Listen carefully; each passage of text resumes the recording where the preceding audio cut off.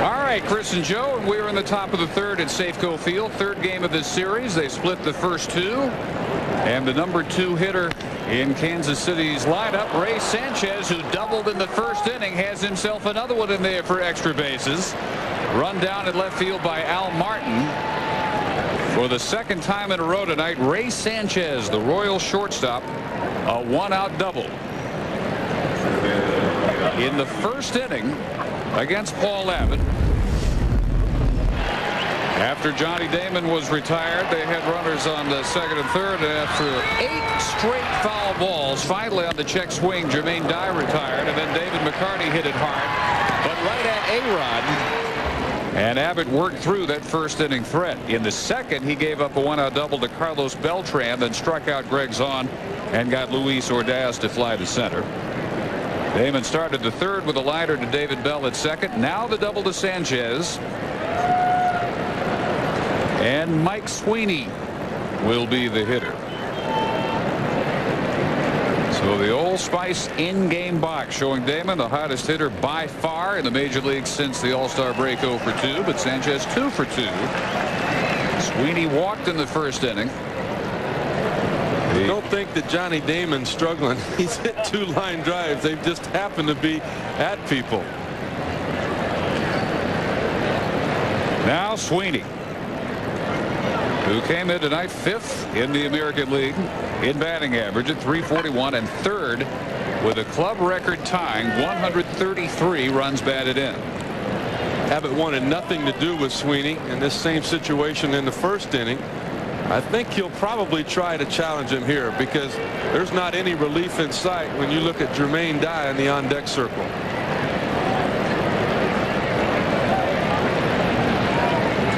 Two 2-0 to Sweeney, who has tied an 18-year-old Royals club record for RBIs in the season. Jermaine Dye, all-star starter in the outfield for the AL this year. Sweeney's 133 batted in, tying Hal McRae's club record for 1982. So a chance to break that mark here, and he takes ball 3. Also a Kansas City Royal record was runs scored back in 1980 by Willie Wilson with 133, and Johnny Damon is after that record. Also Jermaine Dye, who will come to home plate now, is after the all-time home run record of Kansas City. That was accomplished back in 1985 by Steve Balboni, who hit 36. So what an offensive nucleus the Royals have. So Dye, a big part of that young nucleus at age 26, will be the hitter for the second time tonight with runners on first and second and 1 out. And what an epic first at bat he had. He did that 8 times in a row. Paul Abbott threw 28 pitches in the first, and half of those were to Dye, who fouled 8 in a row off before the check swing right back to the mound turned into the second out. Well, it's almost getting comical. Mike Sweeney, as he passed second base umpire Dale Scott going back to first, both had a smile on their face. Frank White saying, get ready, you may have to do it again should manager Tony Mussert decide to send you. Another one back out of play. Joe Oliver, the catcher for the Seattle Mariners, said that this was the biggest play of the year last night for Seattle. Bases loaded, nobody out, a 3-1 count to Jermaine Dye. And Freddie Garcia was able to get the comebacker. They completed the double play. They kept Kansas City from scoring that inning and went on to blow the Royals out 11-3. It was close when they got that double play, 4-2 in the 6th. So with the game hanging in the balance, they were able to pull out the win, as it turned out, easily, 11-3. And they came into play today with a 1.5 game lead on the Oakland A's because they fell this afternoon to Minnesota 7-6. So this for the Mariners, a chance to double that lead to 2 games in the American League West. Royals a tough team to dispose of as Dye continues to spray foul ball after foul ball. A's managed to rally in the ninth with 2, but unable to tie that one and send it into extra innings against the Twins. So 1 back in the loss column and a game and a half back overall in the division race. And Lou Piniella not dismissing the Angels either. More of a wild card threat. Lou going after career victory number 1,099 tonight. Wondering what was wrong with that one. Thought he broke that one right off at the knees for strike 3. Home plate umpire Marvin Hudson saying that that ball is low, and I think that we would all agree with him. All but Paul Abbott, who wanted it, but now he knows he's got to come back with another one. Here comes pitch 57, 20 of which had been to die, and that one is called strike 3. I think Jermaine Dye might also know about the home run record for the Kansas City Royals and Steve Balboni, because he's not hit one out since September 1st. Well, you're not going to hit that pitch out at any time. That's the changeup, which is the out pitch for Paul Abbott. Good downward movement there. It almost looks like a splitter, but it's not. It's more of a palm ball. Actually, a grip that I have never seen before. Really? Never.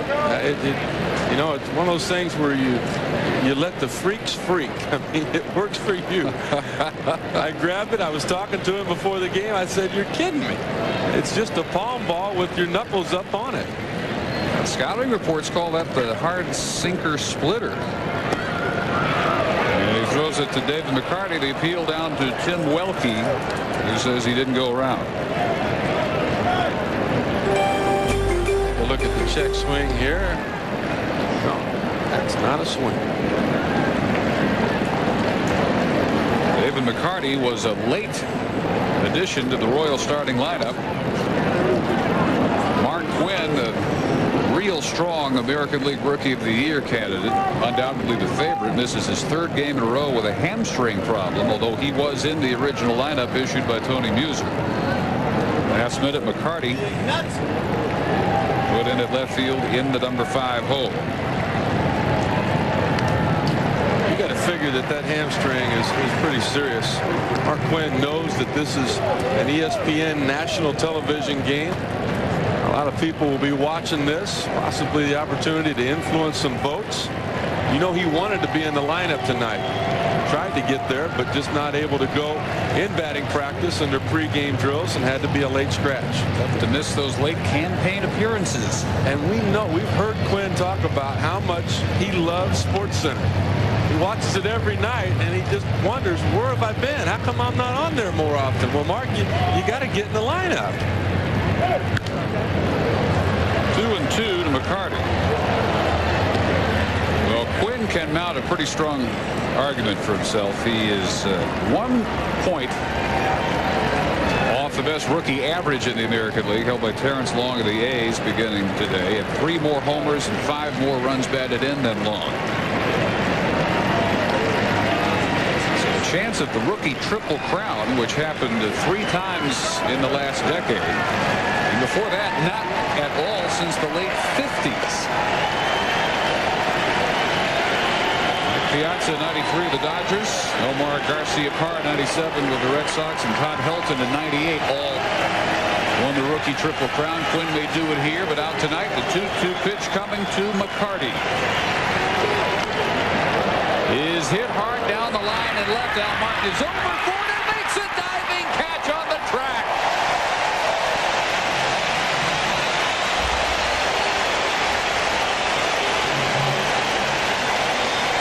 A spectacular end to another Royal threat in the 3rd. We're still scoreless.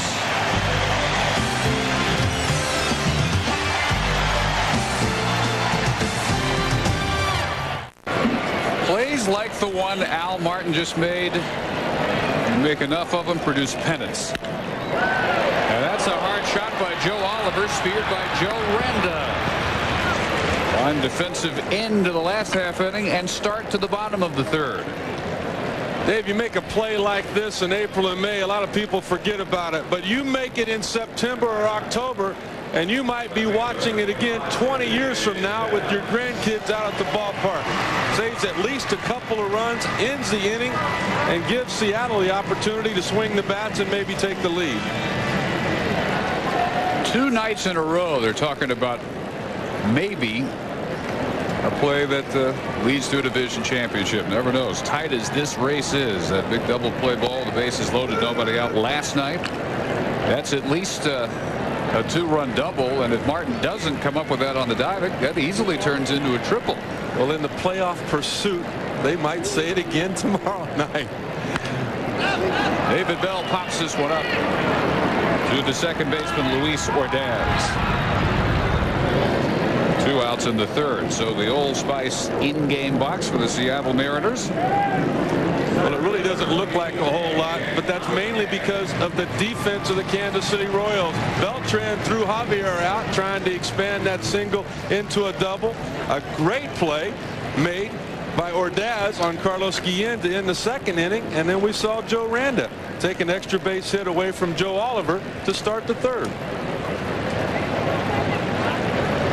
Yeah, the first lineup circulated had Stan Javier in left field and Al Martin in center, and only when they went out for the first inning, I think that anybody realized that those two had changed places, and it was Martin in left, Javier in center. Javier led the game with a single that he tried to stretch to a double, was thrown out by Carlos Beltran, the center fielder. So the only time that Blake Stein has had to work from the stretch, it was in the second inning after issuing Martin a 1-out walk. And a called strike 3 to end a 1-2-3 third. Because of the defense, we're still scoreless in Seattle.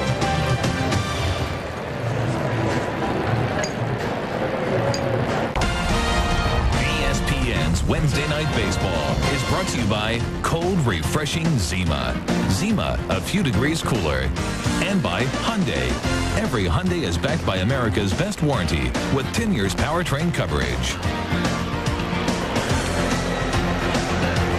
Gorgeous evening in Puget Sound. 70-degree day today in Seattle. Dave Barnett and Rick Sutcliffe at beautiful Safeco Field, where the Mariners will draw $3 million this year, and they hope to hang their 3rd American League West championship banner up in right field. We move to the 4th inning. Blake Stein and Paul Abbott hooked up in a 0-0 game. Mariners looking better by the day after a miserable month of August. With a half-game lead, they can turn into 2. First pitch to Joe Randa is popped up. And Jay Buhner makes the call in right. We make the call to Bill Pito in the studio. All right, Dave Midas takes us to Anaheim. The Angels are 6 games behind Cleveland because Cleveland beat Boston tonight in the wild card race. Meantime, for Tampa Bay tonight, this is Fred McGriff. There it goes. It's 23rd of the year, and it's 4-0 Tampa Bay playing the bottom of the 4th. That's a 2-run shot from McGriff.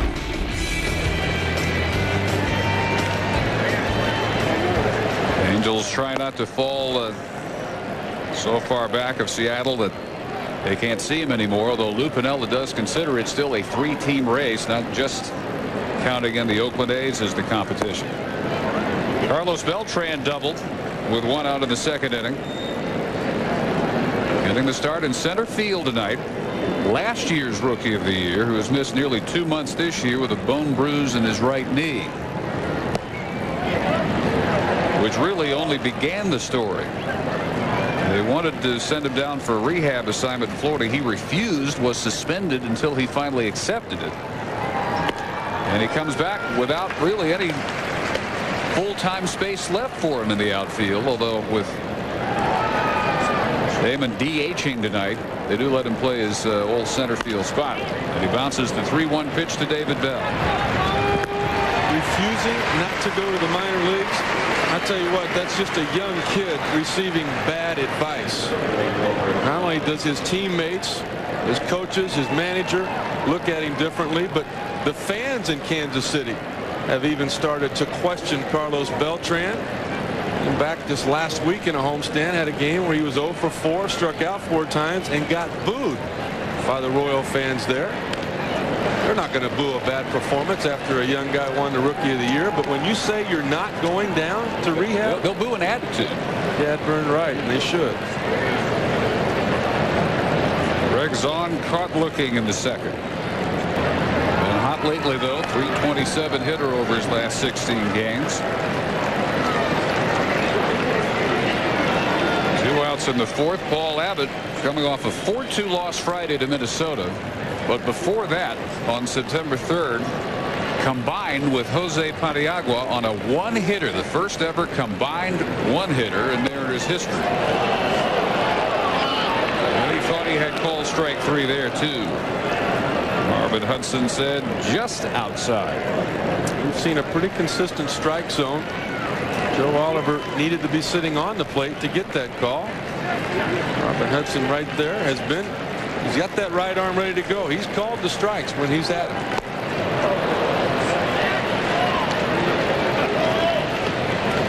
Paul Abbott going for his 10th win of the year. Already Seattle with 3 guys looking for their 4th 10-game winner or more. The Kansas City Royals, they don't have anyone that's won 9 games this year. Remember, if they get anybody at all to 10. Chop foul keeps it at 2-2. They can become the 2nd team in the American League to have 4 double-digit winners. The White Sox are already there with James Baldwin 14 wins, Mike Soroka 14, Jim Parquet 11, and Cal Eldred 10-2 before he went on the shelf. A look at Freddie Garcia. Close again. The appeal down the third. Gary Cederstrom says no.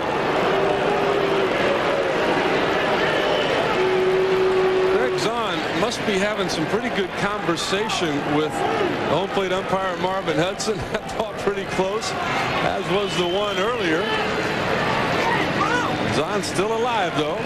3-2 count. And he works a walk.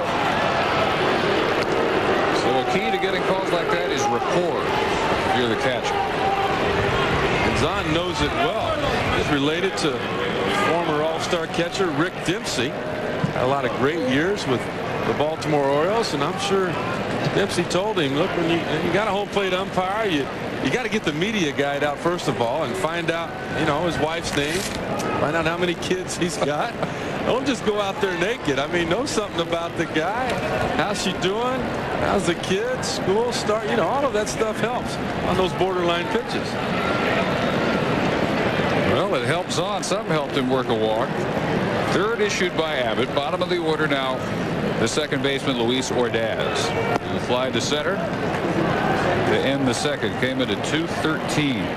Well, what makes it big is even if Ordaz does not get on, now when you start the top of the 5th, you don't do it with the number 9 hitter. You get back to the hottest hitter in baseball since the All-Star break. Kansas City's leadoff hitter, Johnny Damon.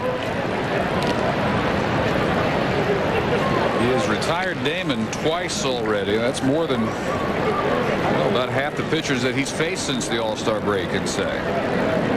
Johnny Damon, of all the eye-popping stats he's put up since then, this may be the most impressive. He has had as many games of 4 or more hits as he has hitless games since then. Abbott can make no play. Hopped off the mound, took a look at first. Ordaz was already there. Then at second, Zahn was already there. The Royals have had a rally in each of the first 4 innings, yet to push across a run, though. A couple of borderline calls not going Seattle's way. Here a check swing going Kansas City's way. And now when the Mariners look at Johnny Damon at home plate, they have to think about what could have been. A lot of rumors around the All-Star break when Damon was struggling in Kansas City, hitting around 270, wanting a new long-term deal, not able to come to terms with the Royals, and they were looking to move him.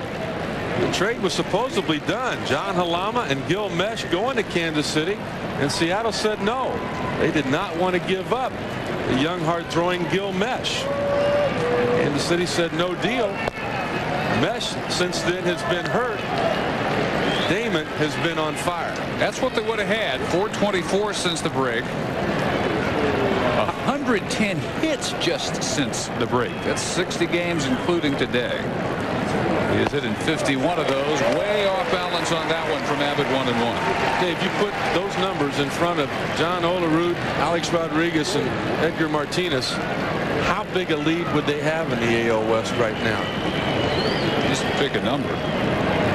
More than one, we know that. As hot as Todd Helton, for example, has been. He's 379 since the break. Here's Damon, 50 points hot. Other hot guys since the break, and even before, Edgar Martinez. Gets the corner there, 1-2. Damon has hit it hard twice. To Javier in center to lead off the game, and right at Bell to lead off the third. 347 hitter with runners in scoring position. Tonight, however, the Royals 0 for 6 in those situations. 2-2, just low. They left 2 in the first, 2 in the third, 1 in the second. And now 2 on here in the fourth with 2 out.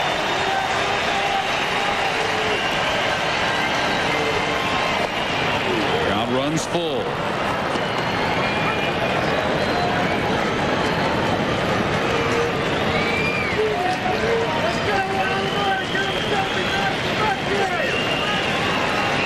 Last inning, Abbott bailed out by the spectacular diving catch on the track by Al Martin in left. Eats the pitch here, and he gets Damon to chop one to A-Rod. He guns him down. He does it again. Abbott has wriggled out of 4 rallies in 4 innings to keep it scoreless.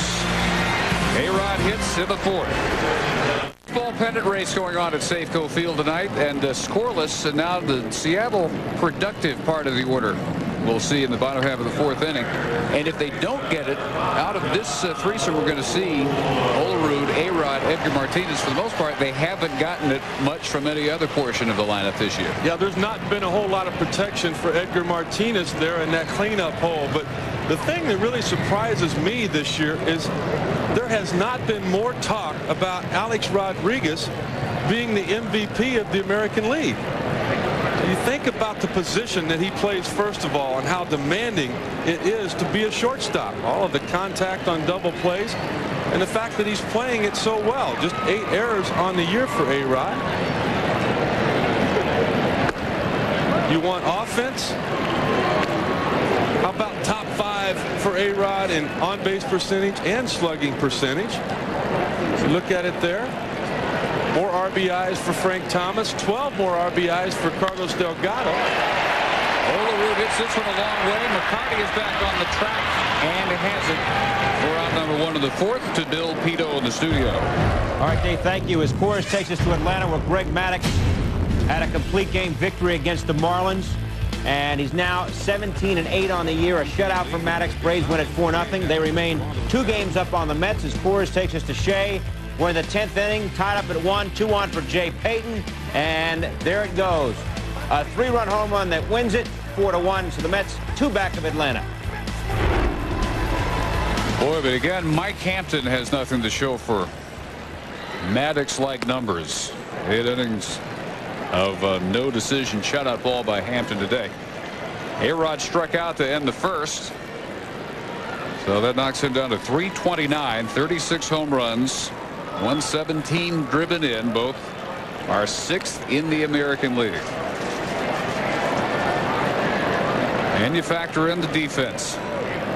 3rd fewest errors by an AL shortstop, only 8. And the fact that you may be looking at a division winner here. More homers than Derek Jeter and Nomar Garciaparra combined. How about that? And we know that Nomar and Derek are having great years, but this man is having an MVP type year. Nobody's heard about it. And why? Because he plays in Seattle. If he was in New York, which he might be next year, A-Rod a free agent at the end of the year, look at those numbers. Those numbers send a chill through the spine of a Mariner fan, because Nothing wrong with the numbers at home, but look at the 73-point jump and the 10 home run jump and 19 more RBIs on the road. Well, this ballpark here is the anti-Coors Field. I mean, this is a beautiful place to pitch. So much room, so much different than the ballpark of the Kingdom that was across the street. Those numbers might have something to do why Ken Griffey Jr. left Seattle.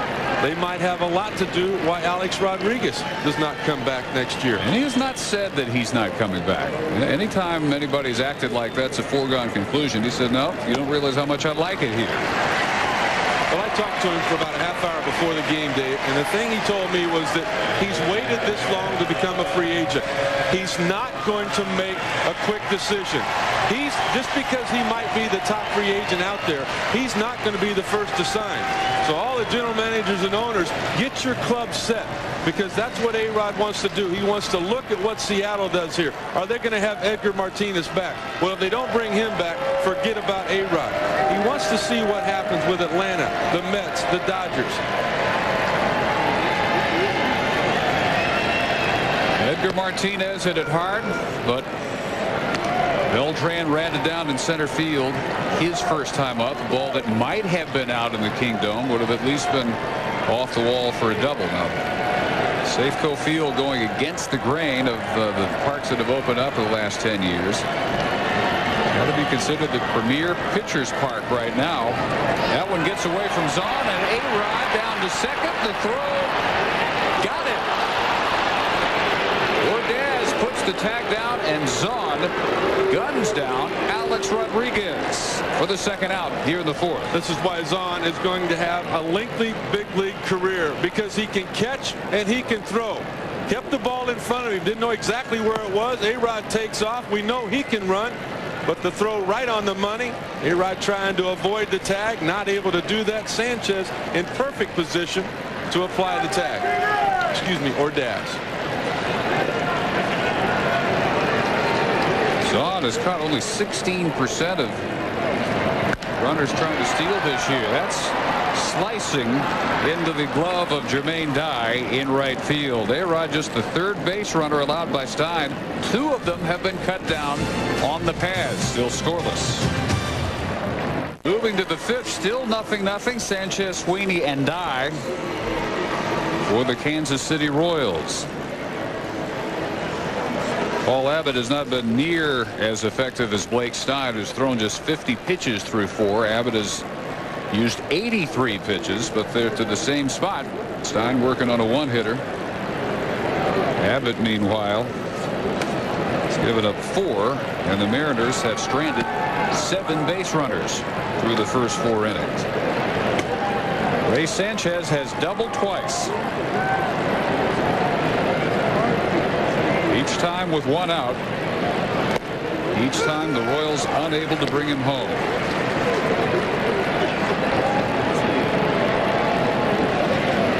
Kansas City now 0 for 7 with runners in scoring position. Sanchez getting as far as third in the first inning, never past second in the third, and he butts to Abbott for the first out here in the fifth. First time Sanchez is retired, and it brings up Mike Sweeney. I remember opening day here this year, Pedro Martinez throwing against Seattle, pitching very well, but in the first inning, a ground ball to A-Rod. Picked it up, had to hurry the throw, bounced it, and first baseman John Olerud came up with it like it was nothing. But you wonder why this team is so good defensively this year. Only 2 teams in the American League better. That man right there has a lot to do with it. His footwork around the bag, like you just saw. Sweeney has walked each of his first 2 appearances. Olerud came up with that throw, and A-Rod just smiled. And Olerud just looked at it, flipped it back to the mound like it's no big deal. It's not a tough play. And Joe Oliver not smiling right now. That one foul back off his left shoulder. Mike Sweeney, 5th in the American League. With a .341 average, 27 homers, and he's third with 133 RBIs, which has tied Hal McRae's club record set 18 years ago. times he's hit, he's had a guy in scoring position, and it has been Sanchez, but he's seen Abbott work very carefully to him and work the 2 walks. Abbott is followed by retiring Jermaine Dye and David McCarty behind him. What Abbott has missed, some of them have been right there, and some of them, but all Oliver could do to keep him from going back to the screen.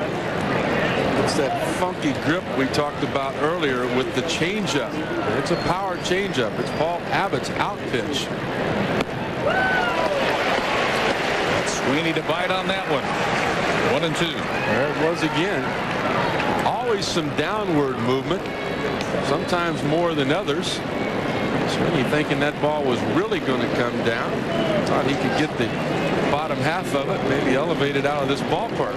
Hit 2 of them out last night. He has hit first inning homers each of the first 2 games of this series. That one's hit to left field, and Martin cuts in front of Stan Javier. 2 outs in the 5th. So Sweeney so far unable to follow up what has been a tremendous series for him. There's shot number 1 off Freddie Garcia last night, followed by shot number 2. Numbers 26 and 27 on the year.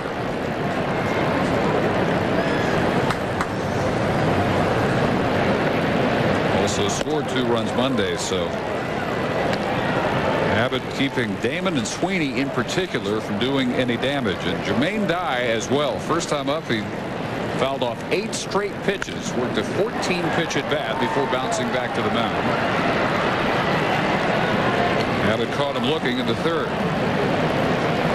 He might be pressing a little bit, being Jermaine Dye. He's not hit a homer since the 1st of September. Knows that the Royals club record is within reach. Back in 1985, Steve Balboni hit 36. A good month, and the record's yours. But it's a little bit different when a guy has to get on base than when a guy has to hit a home run. I think about like hitting streaks. The guy's got to get a hit. That makes it easy for me as a pitcher. I know he's got to swing the bat if it's a hitting streak. If it's an on-base streak, where a walk will count and increase that, it's a little bit different. He's going to be patient. He's going to make you throw something in the zone, or he'll keep that streak going just by watching, taking pitches. Lamar Johnson has one of the top young offensive lineups in baseball. This is hit hard. Javier is there. So the Royals' frustration continues. The first 1-2-3 inning tonight by Abbott. Bottom 5 now at Safeco Field. Al Martin, Jay Buhner, Carlos Guillen against Blake Stein. And that will fall in front of McCarty. First pitch, leadoff single by Al Martin.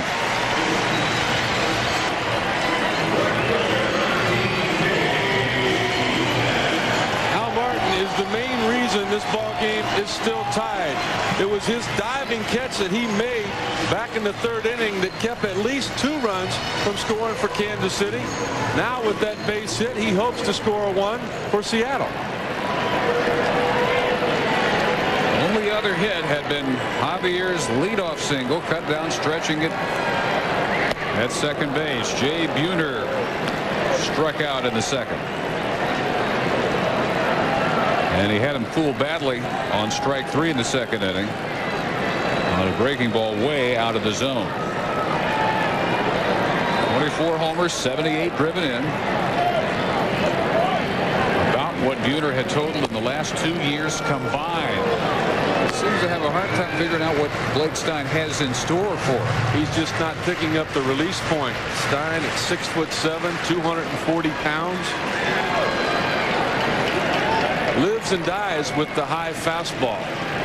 If he can put it at the belt or beyond and get you to chase it, he's successful. That's the pitch he swung at last time up. You've got to lay off the high fastball from Blake Stein. He gets ahead in the count like he did on the first pitch to Jay Buhner. He can put you away.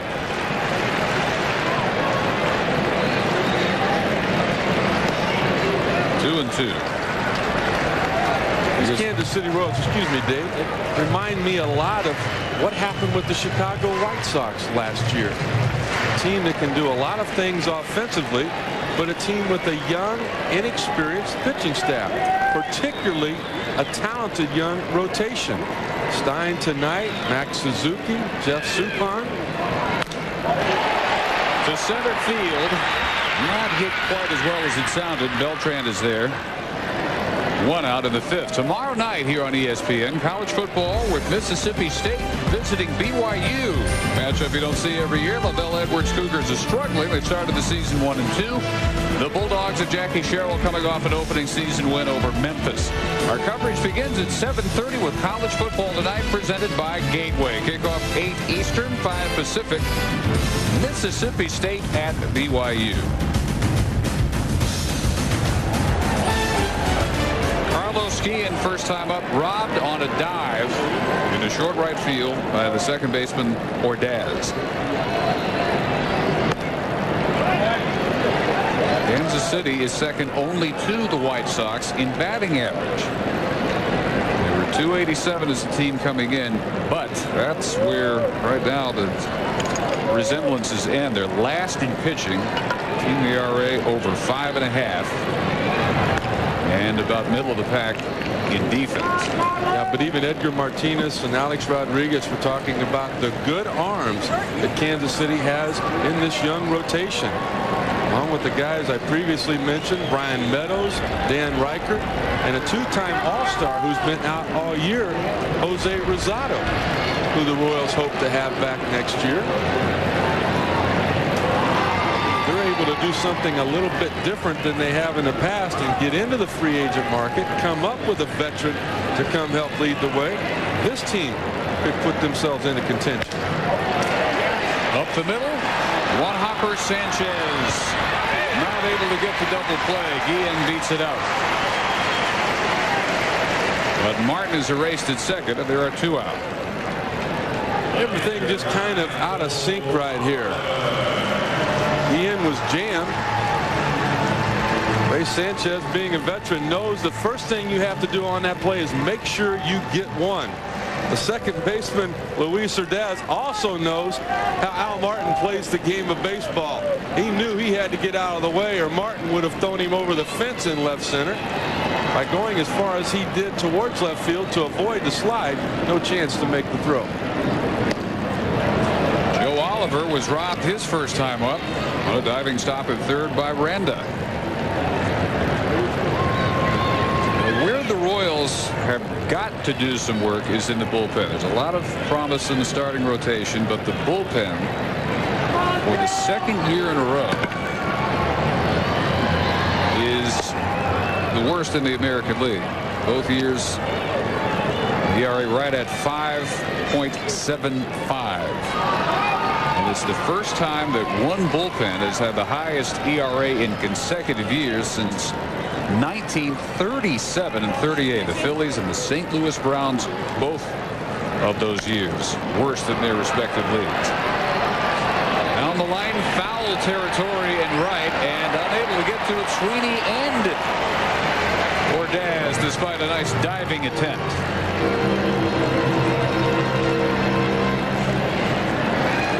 Slid right under that tarp. Well, one thing Kansas City might want to do, we'll take a look at the effort here. You know, managers are evaluated just like players are.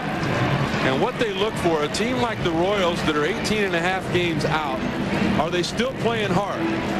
The front office will check a manager, and they'll lose their jobs or save their job by the effort put forth when a team's this far behind.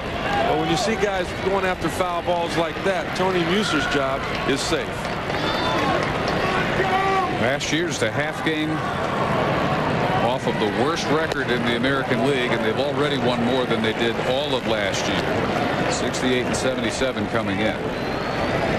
So you continue that type of curve, and maybe next year, maybe 2-3 years, you could be looking at a White Sox type story.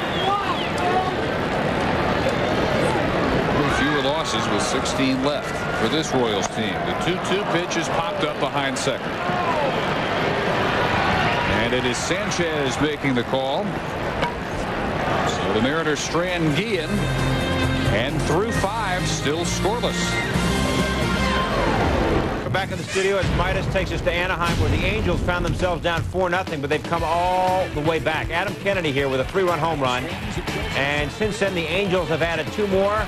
And right now, they lead Tampa Bay by the score of 5-4 in the bottom of the 5th. Angels 6 back in the West as play began tonight. We move to the 6th inning. David McCarty, Joe Randa, Carlos Beltran. Wild card picture. Angels also 6 back of the Indians. What a job manager Mike Scioscia has done there in Anaheim. Nobody predicted the Angels would be a 500 team this year. I thought many predicted they'd get out of the cellar in the American League West. David McCarty robbed with 2 on of extra bases in the 3rd inning on that warning track diving catch by Al Martin. Main reason we are still scoreless. Well, Abbott really settled down the last couple of innings too. First 3 innings, it was terrific defense. Kept this game scoreless. Last couple of innings, he's kind of taken care of that himself. It's like old-time baseball we're watching here. Pitchers Park, Abbott and Stein taking advantage. Gloves have been up to the task. Fly balls have been pretty well hit in a lot of parks. We might have seen 2 or 3 home runs already tonight. The Seattle team is last in the American League in home batting average, in 1st in road batting average, as McCarty is down on strikes and he's 0 for 3. Paul Abbott's ERA just right at the 4 mark, but at home 3.65. That's 7th best in the American League. The Seattle Mariners with a 3.75 ERA at home. That is the lowest of all teams in the American League. A lot of pitches in the 1st inning for Abbott, but he's settled down nicely since. And here's number 100, which is strike 1 to Randa. Abbott just 1 and 2 in his last 3 starts, an ERA over 5. But the good thing about what he has done, he's thrown over 20 innings, so he's sticking around. You get a starter out there that only goes an inning or 2, that can not only cost you that ball game, but it depletes the bullpen, and you might not have enough arms down there for the next couple of starts. 1 and 2 to Randa. Not quite as sharp as Abbott was 2 starts ago when he and Paniagua combined on the 8th 1-hitter in Mariners history. First ever combined 1-hitter. He's given up 4 hits in this one. There's only 1-2-3 inning. Take a look at that bullpen for Seattle. What a difference they've made since last year. Their ERA collectively is about 1.5 points lower. Not so much because of them. This is a nice place to pitch. And lost 1 to center field to Javier. But they have made some additions down there. Sasaki breaking the all-time record for saves for a rookie. Manager Lou Piniella needed somebody to pitch that 9th inning. He also acquired Arthur Rhodes, who has stabilized the 8th inning leading up to their closer. Now, should Sasaki be considered a rookie? He's 32. He is the all-time saves leader in Japan. Far from our normal definition of rookie. I think a rookie, you think a 21, 22-year-old kid is just up from AAA. This is not the case. Not to take anything away from this terrific year he's had.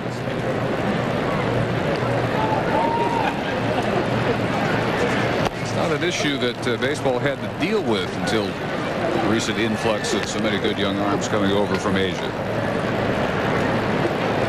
But he can't do anything about the rules this year, and I don't even think he would want that award. I would think he would almost smile at it.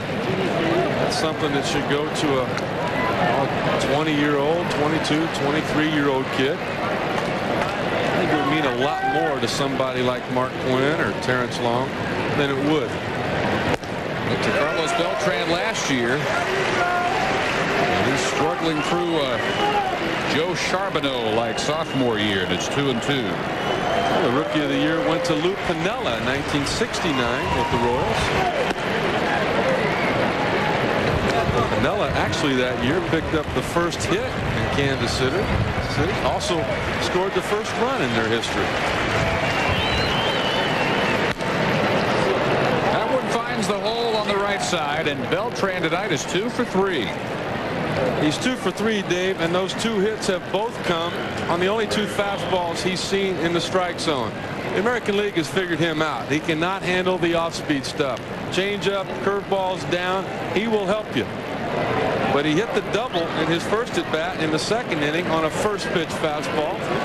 Abbott corrected that, got him out the second at bat, but now when he ran the count to 3-2, 2 outs, he challenged him again with the fastball, and he lost. Greg Zahn caught looking the first. That's a nice stop by Oliver. That's a nice stop, but that's also a real lucky stop. Coming on a ball in the dirt, the catcher would drop down, block it. Joe Oliver sitting on the outside corner looking for a fastball. Well, fastball is not supposed to bounce in front of home plate, but that one did. The veteran catcher is going to go out and say, hey, what's going on here now? I've been around too long to have to block that pitch. A catcher would think on an off-speed pitch, a change of the curveball, that I got to drop to my knees and keep it in front of me. But when you see a fastball and a guy that for the most part throws strikes, you're ready to frame it, not block it. Well, had to block that one, and he can't do it. Beltran off with the pitch. He is now in scoring position with 2 outs. Well, Abbott knows that Beltran has speed. He stole 20-some bases last year, as did the other Carlos Fabulous, second baseman for the Royals. That speed has been missed. 2 outs here. Tony Muser sending him, picking another good pitch to run on. Abbott just trying to get too quick to home plate and keep Beltran from stealing second. Basically gave him second base with the wild pitch. Beltran now 12 for 12 stealing this year.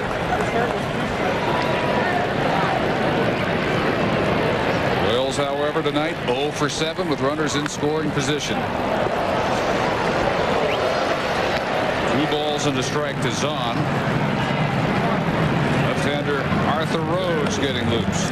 That's the pitch count that you mentioned earlier, Dave. Well up over 100. Piniella knows that his starter starts to fatigue normally at that point.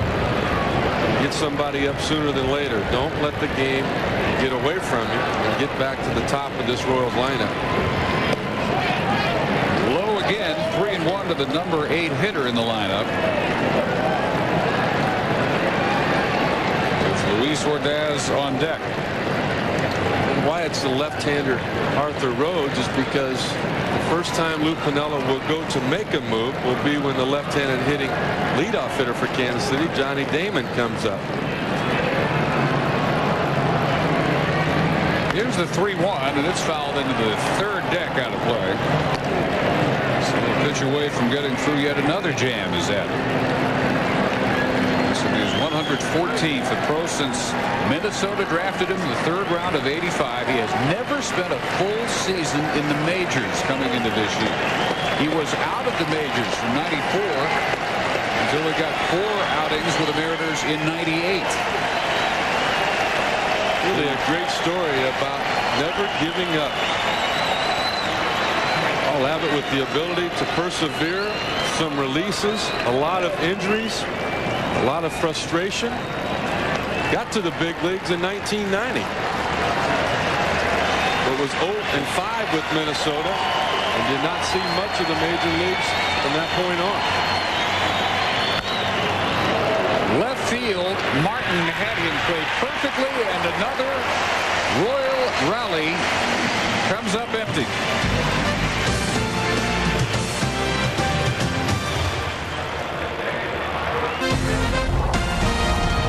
ESPN's Wednesday Night Baseball is brought to you by Fram, who asks, when was the last time you changed your air filter? And by Morgan Stanley Dean Witter. Move your money, get well connected. Abbott and Stein matching zeros. We move to the Mariner half of the 6th. Number 9 hitter, the second baseman, David Bell. With the 3rd hit of the night for Seattle. it into the corner. And we check in with Bill Pito. All right, Dave, thank you very much. Kevin Brown cruising along for L.A., but the wheels come off a bit in the 6th. Jay Bell, a swing and a drive, his 15th of the year. Solo shot. Arizona's up 1-zip.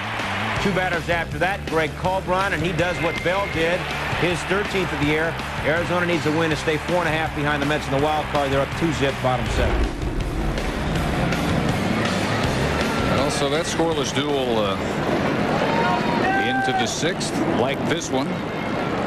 Scoreless no longer. Squaring to bunt is Javier, who has one of the 3 Mariner hits. Thrown out at second, trying to stretch it in the 1st. 3-hitter through 5+, just 65 pitches. All Blake Stein has needed. Seattle really has not worked the count on the young starting pitcher for the Royals. Chased a lot of high fastballs, giving him some easy outs on pitches that were not in the strike zone. 7-year-old out of Macomb, Mississippi. Javier gets the bunt down. Barehanded. Randa throws him out, but a successful sacrifice.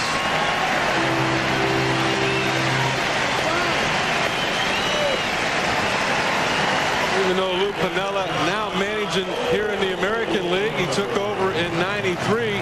He still remembers his days as a manager of the Cincinnati Reds in the National League. You've got the big boppers coming up after Stan Javier. Put somebody in scoring position and see if they can't put something on the board. Randa, the nice play to Sweeney, but Bell is down at second. He's the first Mariner to get there safely. They've had a couple thrown out at second base, and John Olerud fouls the first pitch back. Javier was the first thrown out on the pass back in the 1st. Olerud with 92 RBIs, but the 11 home runs, tied with Mark Grace of the Cubs for the fewest by a starting first baseman this year. This ballpark had a lot to do with that home run total being so far down.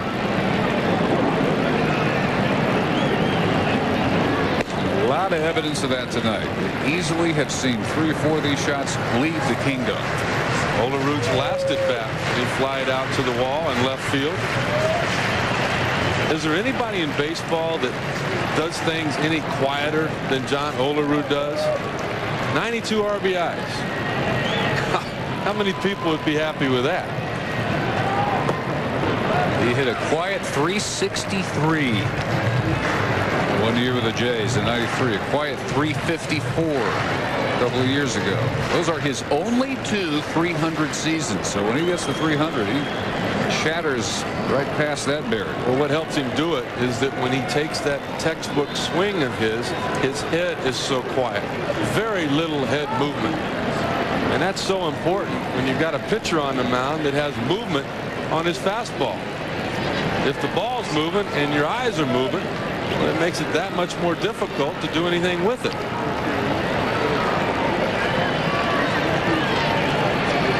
Three and one. Stein entered this 6th inning with a 2-hit shutout. Now 1 pitch away from having runners on 1st and 2nd for A-Rod. What helps him keep that head so still and those eyes is the footwork that he has. The very little short stride. You see a lot of guys nowadays that pick that leg up. Sammy Sosa, Juan Gonzalez, trying to generate more power. That's not Olerud's game. His game is getting on base. Last year with the New York Mets, only Jeff Bagwell was on base more than him as he is here. Olerud, not sure that was ball 4. He hesitated a bit before taking his base. So he's at first. Bell at 2nd. Alex Rodriguez the batter. Struck out to end the 1st. Walked and then was thrown out trying to steal. Turned into the 2nd out in the 4th. Rodriguez with MVP type numbers this year, looking to put one in play for the first time tonight, maybe breaking the scoreless tie. Bell started it with a single on the first pitch. Olerud worked the walk. In between, a successful sacrifice by Stan Javier.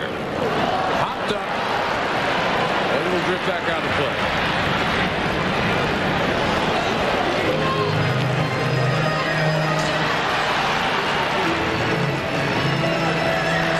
You put the numbers of Rodriguez next to the numbers of the man in the on-deck circle, Edgar Martinez. And with the average, the homers, the RBI from those two, you go back a long way to find teammates who have had all three of those numbers that high. The RBI total right there with Ray Thomas and Maglio Ordonez this year. Another one out of play. But all three numbers, average, homers, RBIs, back to the 37 Yankees to find teammates with numbers that can match what A-Rod and Martinez have done. Joe DiMaggio and Lou Gehrig that year. You know what? Edgar Martinez and Alex Rodriguez have more than just numbers in common with Mr. Gehrig and Mr. DiMaggio. Also, four classy, top-notch individuals on and off the field.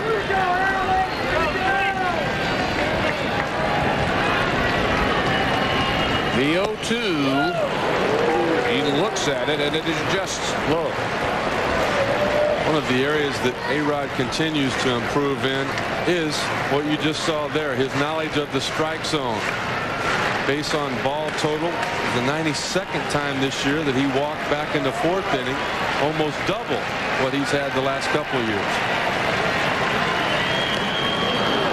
Just does get a piece of that one. It's a career high year for walks. Hitters credit their hitting coach Gerald Perry for stressing working the count. A lot of them have taken those lessons to heart, and they have a club record for walks. I was in spring training down in Arizona listening to Gerald Perry the first couple of weeks talk about getting on base. Give your teammates opportunities to drive in runs. Being unselfish. This is Chuck. Randa comes up with it, gets to force the throw across. Not in time to get A-Rod, but he does get the lead runner Bell for out number 2. Take a look at how Blake Stein went about trying to get A-Rod out. Going to paint the outside corner. Now he wants to elevate. The high fastball, that's his strength. After the elevation, the changeup, tried to go back to where he started. That was a pitch that A-Rod would like to have back. He just missed that one. And then after everything away or everything soft, Stein decided to come in. A-Rod not able to turn on it, and Stein able to pick up the force out. Brent Strom, the pitching coach, as they discuss Edgar Martinez, who is 0 for 2, but has hit it hard twice to center and right. Yeah, he's hit it about almost 800 feet in his 2 at-bats. 405 to dead center, about 390 on the line in his next at-bat that was caught. And I like that on Brent Strom there. Rather than wait for a run to be scored and something to happen, go out there and try to keep it from happening if there's something you see that can help. Edgar Martinez at 37, putting together a career year. Career highs for those home runs with 34, those RBIs with 134. Hit hard again, slicing foul. But if there's something Brent Strom knows about how to get Edgar Martinez out, well, he's the only one that knows it, because the rest of the league has not figured it out. This guy just has no weaknesses. I could not believe it. Looking in Edgar's locker before the game, he's got a scale in there, Dave, that he weighs bats with. I mean, everything. That's a guy that's got too much time on his hands. Babe Ruth had the heaviest bat ever used. I don't think Martinez is quite in that 40-41 ounce range, but that guy obviously doesn't have to worry about where the gloves are in the locker. So might as well make sure that the tools he will need are all in working order. I guess that would be the theory. Well, whatever his theory is. Was he weighing him when you were there? No, he wasn't. A-Rod showed it to me. Just missing 2-1. Watching Edgar Martinez down in Atlanta this year, the 5th time he had a chance to go to the All-Star game. When he walked into that batting cage, it had to be a lot like what happens when Tiger Woods goes to a driving range. I mean, good players just stopped what they were doing and watched, trying to learn. 2-2. Hard pressed to find a better hitting role model. This is his 6th straight year at .320 or better.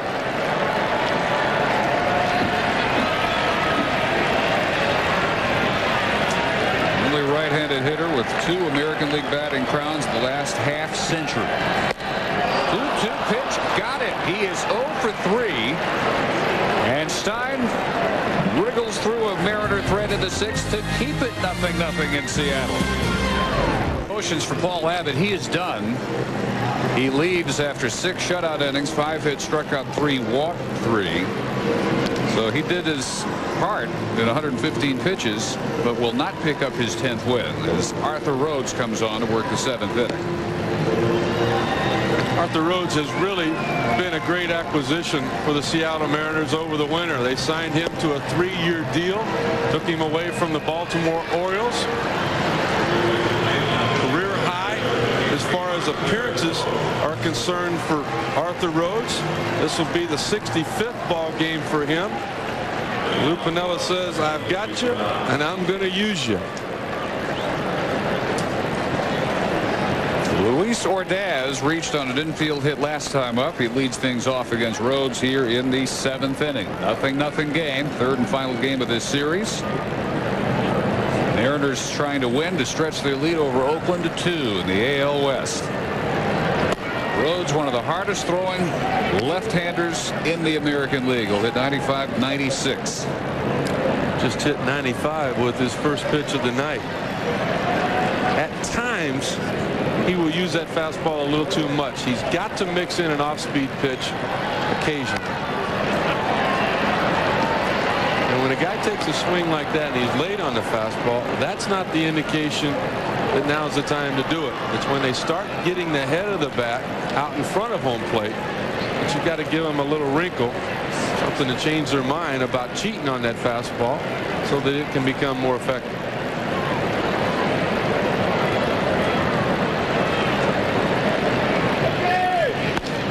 1-1 pitch, chop right back to him. 1 out on the top of the 7th. We've got more Major League action coming for you on Friday night. Is this a prelude to the playoffs? Well, if the Indians can win the wild card, this would be a probable first-round matchup. Cleveland traveling to New York to take on the East-leading Yankees. David Cohn scheduled to return after dislocating his left shoulder just 8 days ago. And Dave Burba scheduled for the Tribe. Regional action will have Boston at Detroit. And Cohn, a lot of people think he might be done earlier in the year, but he's turned it around nicely. 3-1 over his last 4 decisions. Johnny Damon 0 for 3. That has not happened too often since the All-Star break. Only 8 times has he been held hitless in those 59 games. He's had as many games of 4 or more hits as he's been held hitless in that span, including a 5 for 5 game to start this series Monday. 42 stolen bases on the year for Johnny Damon. The entire lineup for Seattle tonight with just 30.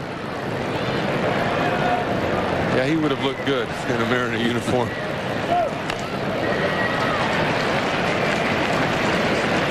A lot of teams look back and say, boy, I'm glad we didn't make that deal. Seattle may not be saying that, even if they win the division. Damon at age 26. He's not going anywhere, is he? He'll be around for a while. Free agent after next year.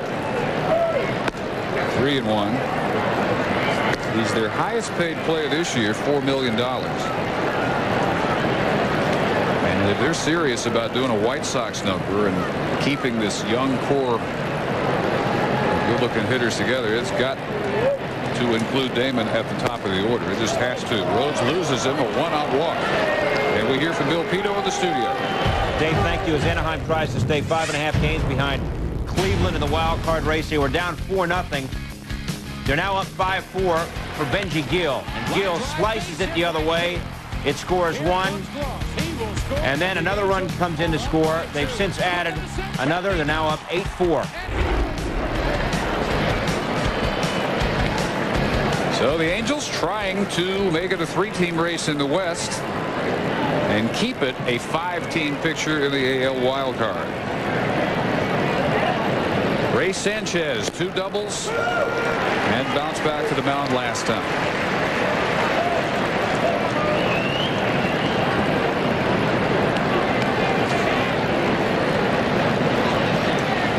Royals have had at least 1 man on every inning except the 5th, the only 1-2-3 inning that Paul Abbott put together.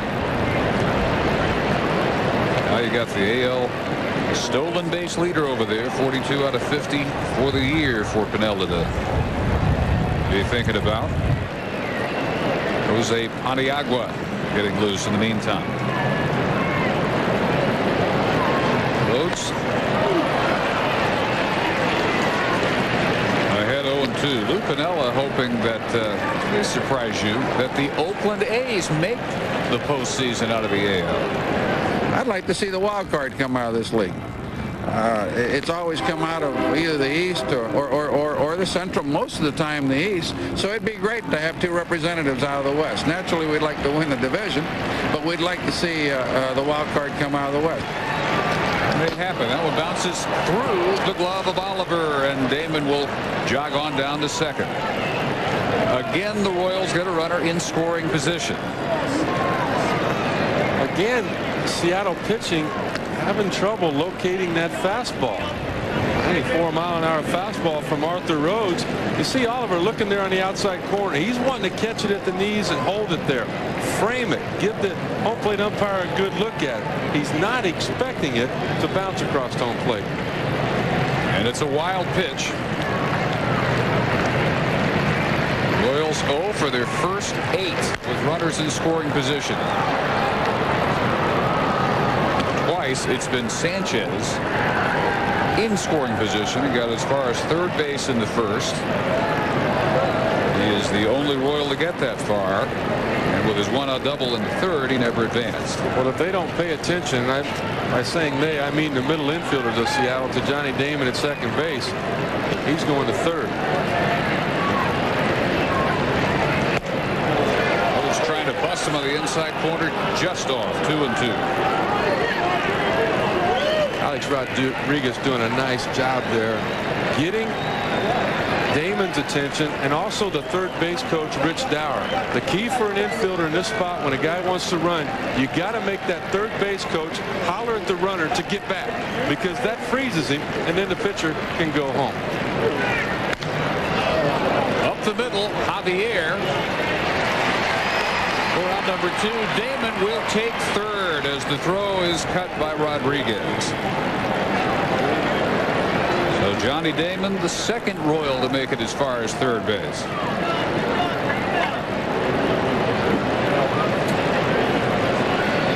And we'll have a conference as Mike Sweeney prepares to step in. Sweeney has walked twice and flied to left, and Pinella ready to make the move to the right-hander Paniagua.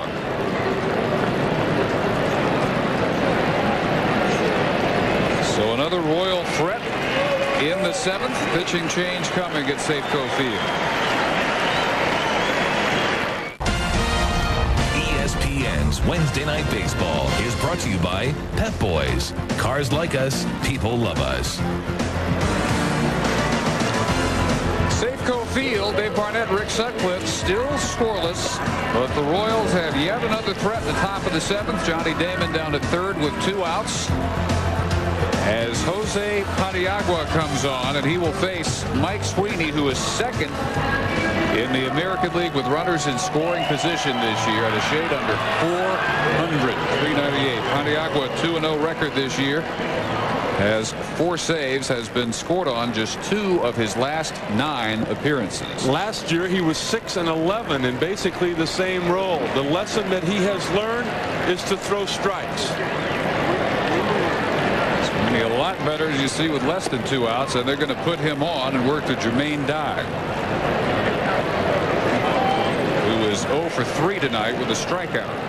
Now this surprises me a little bit for a couple of reasons. One, if you're going to intentionally walk a guy, I know from being a former pitcher, you're better off let Arthur Rhodes intentionally walk him, and then bring in Paniagua, let him get his warm-up pitches ready to go and make that first pitch count. Instead, he gets everything good to go. Now he's got to lob 4 pitches up there to home plate. That release point and things might change a little bit on the first pitch to Jermaine Dye. Also, Mike Sweeney was 0 for 6 lifetime against Paniagua. But Piniella electing not to deal with Sweeney, even though Paniagua has had all the upper hand so far, and it'll be Jermaine Dye batting with runners on the corners. 0 for 3 tonight with a .316 average and 110 driven in. Either one of them with really good numbers. Jermaine Dye 1 for 9 career off Paniagua. One thing it does do, and I'm sure Lou Piniella looking at this, is it just gets rid of Sweeney. Dye is able to get on, then you face McCarty. Rather than going after Sweeney, taking a chance on him hurting you and Dye, or you just eliminate one of them. But what you do, you create the opportunity for a big inning if Dye is able to elevate something. Paul Abbott might still be in there if not for the 25 pitches that Dye made him throw, including 14 in his first at bat. There's a liner, and it is a base hit into center field. Damon is home with the game's first run. Jermaine Dye comes through. He has RBI number 111 for the year. He was 1 for 12 in this series before this pitch. Well, Arthur Rhodes didn't really seem to be struggling. He was not able to throw strikes to Johnny Damon. He had the wild pitch that put him in the scoring position, but he had not given up a hit as of yet. Paniagua giving up that hit puts Arthur Rhodes in a position to pick up a loss. David McCarty bats with 2 on and 2 outs. McCarty 0 for 3, a grounder. Robbed by Martin with 2 on in the third. On a shot into the left field corner. And struck out in the 6th.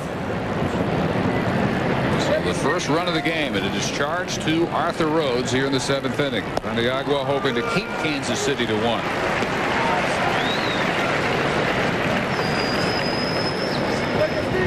Piniella went to Rhodes. He got Ordaz to bounce back to the mound. Then he walked Damon.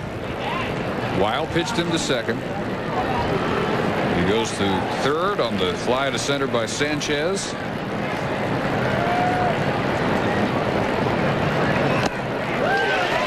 and 2 to McCarty. Following the Sweeney intentional walk, Jermaine Dye comes through with the first RBI of the night.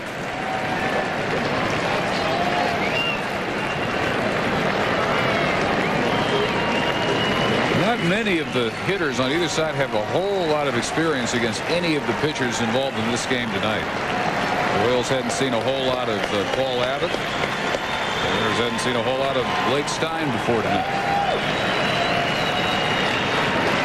The 1-2 gets rid of McCarty. Second straight strikeout, but the Royals finally break through and score a man in scoring position. So they lead it 1-0.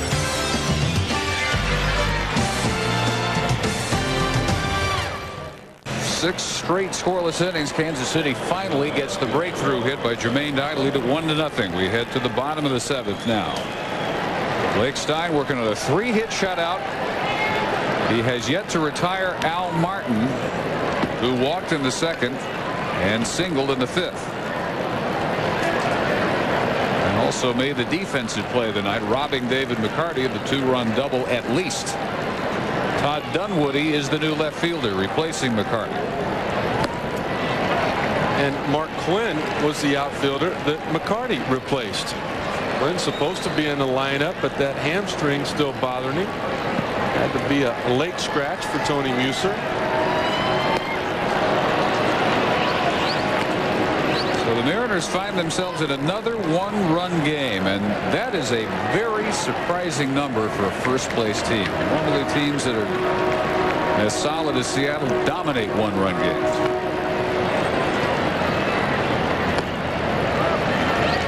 2-2 to Martin.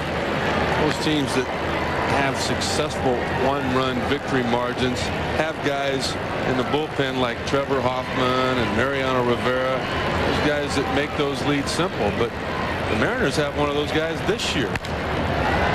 Hit hard, fair, down the line. Sweeney with the toss to Stein. So Martin is retired for the first time tonight. Well, easily. Just like pitching coach Brent Strom going out in the bottom of the sixth to talk to Edgar Martinez, tell him how to pitch Martinez. He's able to look at the defensive positioning of Tony Muser. It's just the seventh inning. Some managers think that's too early to change up and start guarding the line. Well, if he doesn't guard the line and the speed of Al Martin, that might have been a leadoff triple. But right now, Kansas City coaching staff doing everything right. Muser on the lines, Brent Strom to the mound. Jay Buhner to the plate, and he takes a strike. 0 for 2 with the strikeout and the fly to center.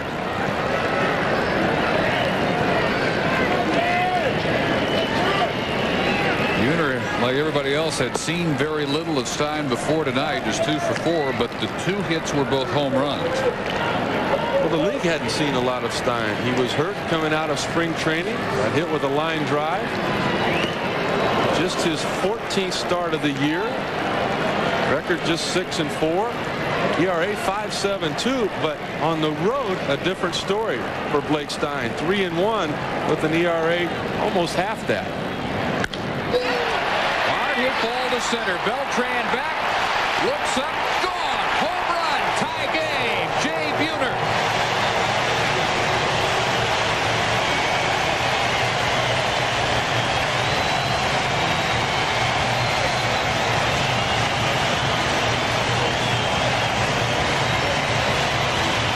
So he's 3 for 7 off Stein, and all 3 hits leave the yard. All right, he can't play every day anymore. Only 320 at-bats this year because of injuries. Jay Buhner can't go out there for 600 at-bats, but he's had 320 at-bats this year, and he has now hit 25 home runs.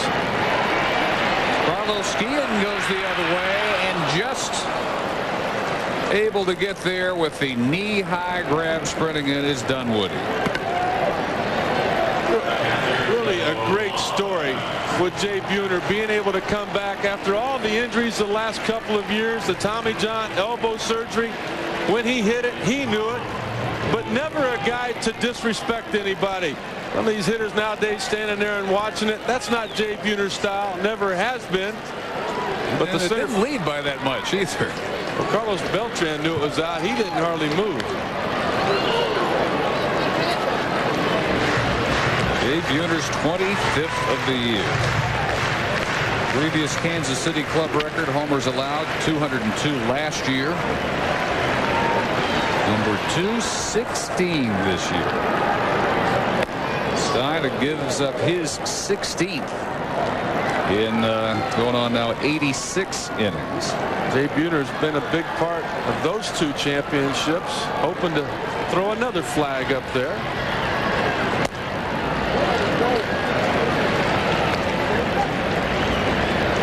Really 2 totally different feels to this team as opposed to those 95-97 champs. And with Buhner on the shelf lately, just 4-8, that coincided with that horrible month of August. Zahn makes a nice stop. It's 2-2. Since his return, 7-4. Looking up at the moment, having tied it at 1-1. Those 95-97 teams, you had Randy Johnson on the mound. You had Ken Griffey Jr. added to the bats of Rodriguez, Martinez, Buhner. Record-setting home run teams. Little humpback shot that Sanchez has, and that'll do it for the 7th. But Buhner has Reds tied it through 7 here at Safeco Field. The Mariners looking at a shot and doubling their margin over the Oakland A's to 2 games in the American League West. Number 25 of the year did the job in the 7th. Moment right field. Jay Buhner taking his spot after tying this one at 1.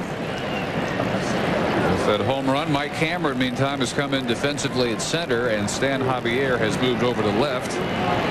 Al Martin has come out. Joe Randa to be followed by Carlos Beltran and Greg Zahn in the 8th inning.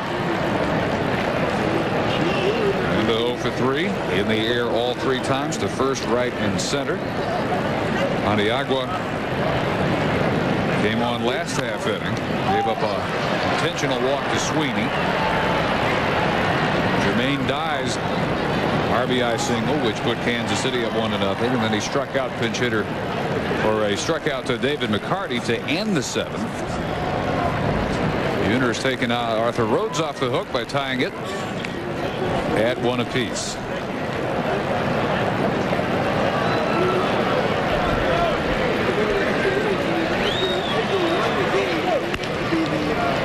Finally one on the ground, backhanded by A-Rod. The strong arm not in time to get Randa.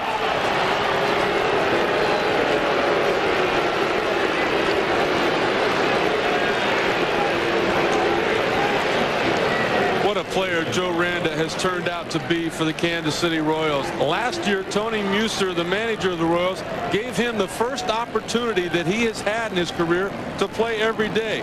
What did he respond with?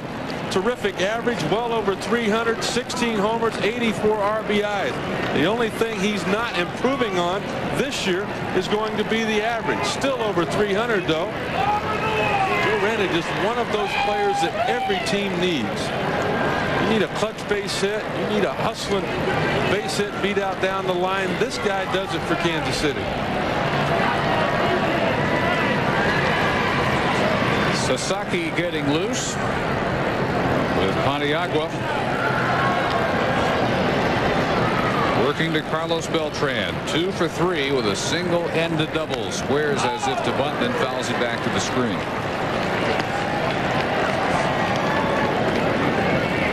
I'm a little bit surprised not seeing a sacrifice in this spot.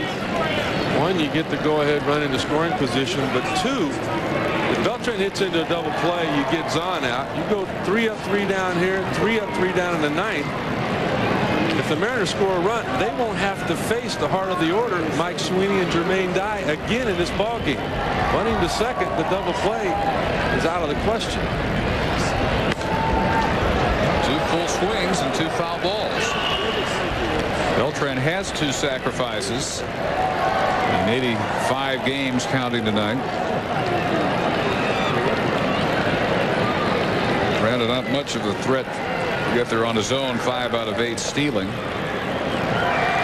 Paniagua in charge with the 0-2 count. Greg Zahn of the on-deck circle.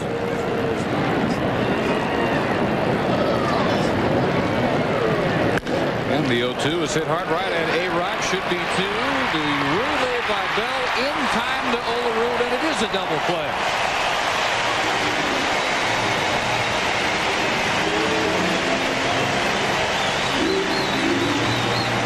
After the number 9 hitter in the bottom of the 8th for Seattle, they're back to the top of the lineup. They're able to put one on the board. They get another out here. 1, 2, 3 in the ninth. The night is over for Mike Sweeney and also Jermaine Dye. And that is a lot of the Kansas City Royals offense. So most of the night has gone for Kansas City. They get runners on.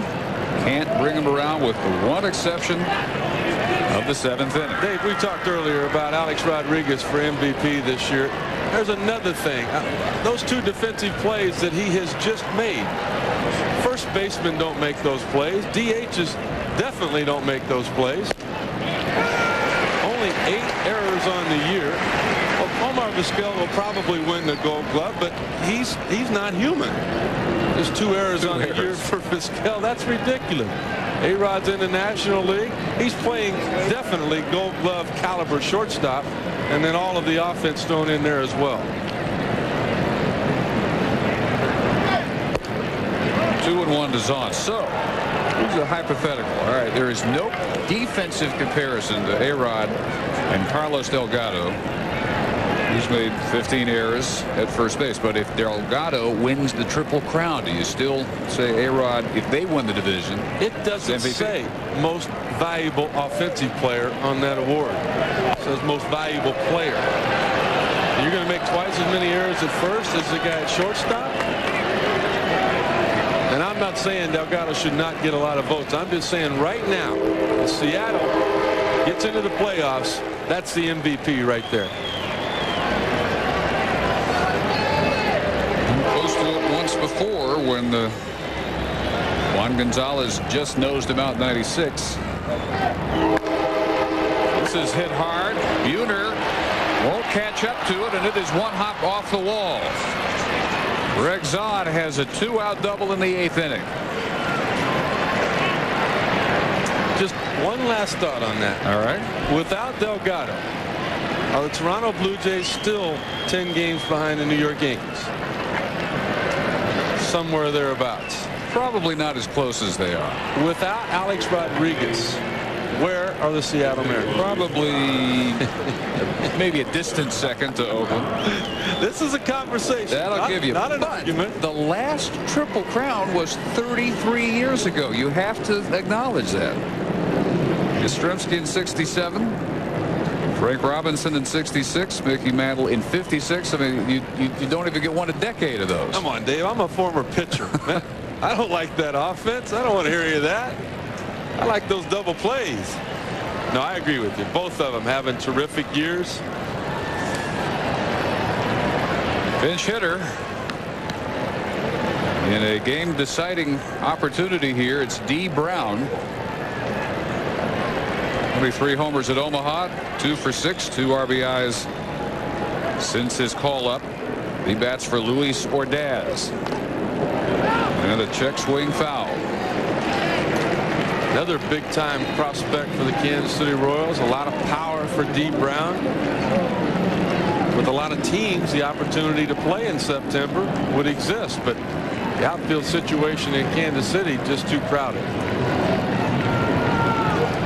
Well, at the moment, almost even too crowded for Carlos Beltran, last year's Rookie of the Year. DH Damon to get him a start in center field tonight. Paniagua quickly up on D. Brown, 0-2. Easy to look back, but if Carlos Beltran would have laid down that sacrifice bunt, if Greg Zahn would have hit that double that he hit, Kansas City lose. Instead, Zahn still down there at second.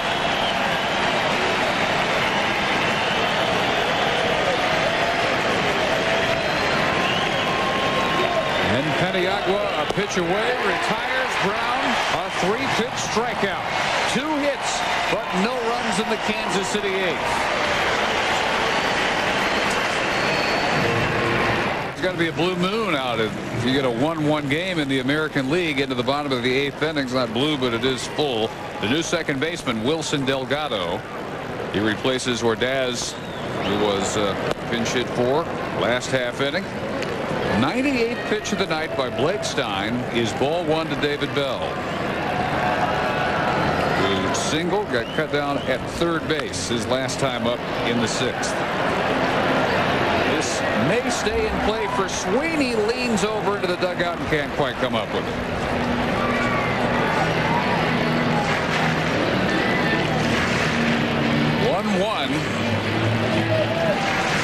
With Bell to be followed by the top of the order, Javier, then Olerud. If they get a man on, then they should be able to, if they avoid a double play, get to A-Rod this inning. Well, what a performance, though, by the Kansas City Royals starting pitcher, Blake Stein.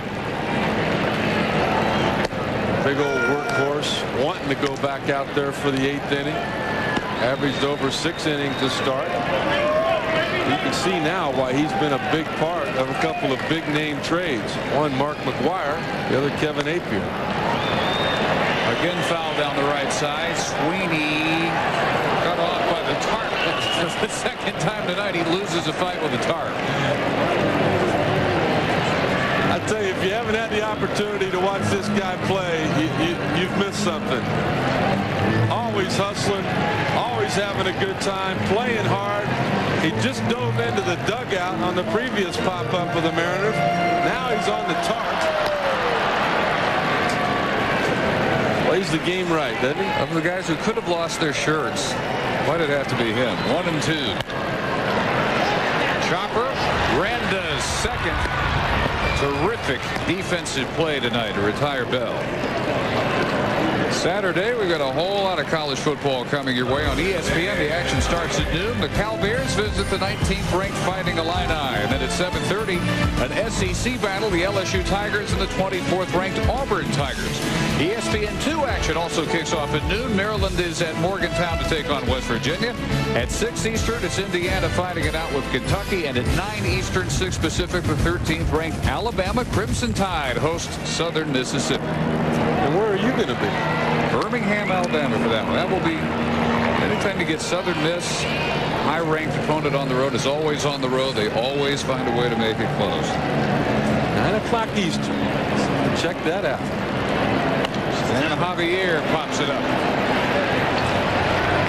Zahn and Randa are over. It's Randa. 2 outs in the 8th. Hey, Todd. Now, the series that everybody's talking about here in Seattle and in Oakland will be 4 games between those 2 teams beginning a week from tomorrow night. They've got 3 after an off day tomorrow at Baltimore. They go on for a pair at Tampa, then the big series with the A's here.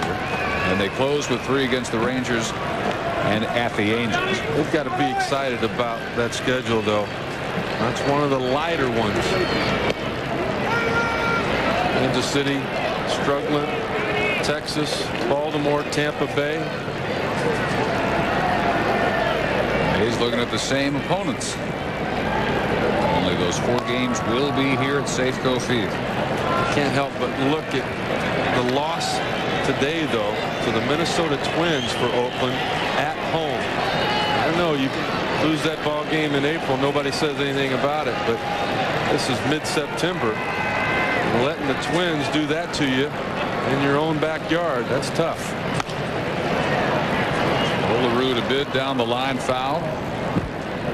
So much fun this time of the year for the players and fans to scoreboard watch. And I'm sure Lou Piniella saw that score up there and had somebody double check it.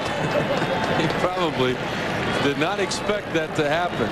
Come into tonight's game with an opportunity to expand that lead there in the AL West. A's had Gil Heredia going for win 15 today. Rallied with 2 in the 9th. Couldn't send it to extras. Danger if the Mariners win this one of falling 2 games back. Olerud has reached only once a 6th inning walk. 2-2. Players used to not be willing to admit that they watched the score. It's always gone on. How could you not? You got to keep track.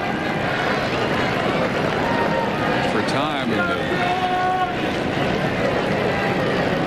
era of stadium building, didn't always have the scoreboard to watch. Olerud watches strike 3. And he is 0 for 3. It's a 1-2-3-8. Stein cruising 1-1.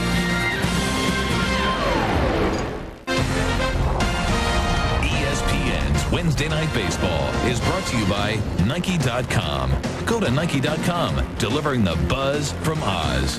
And by Fram, who asks, when was the last time you changed your air filter? On to the 9th at Safeco Field. Dave Barnett and Rick Sutcliffe. 1-1, the Royals and the Mariners.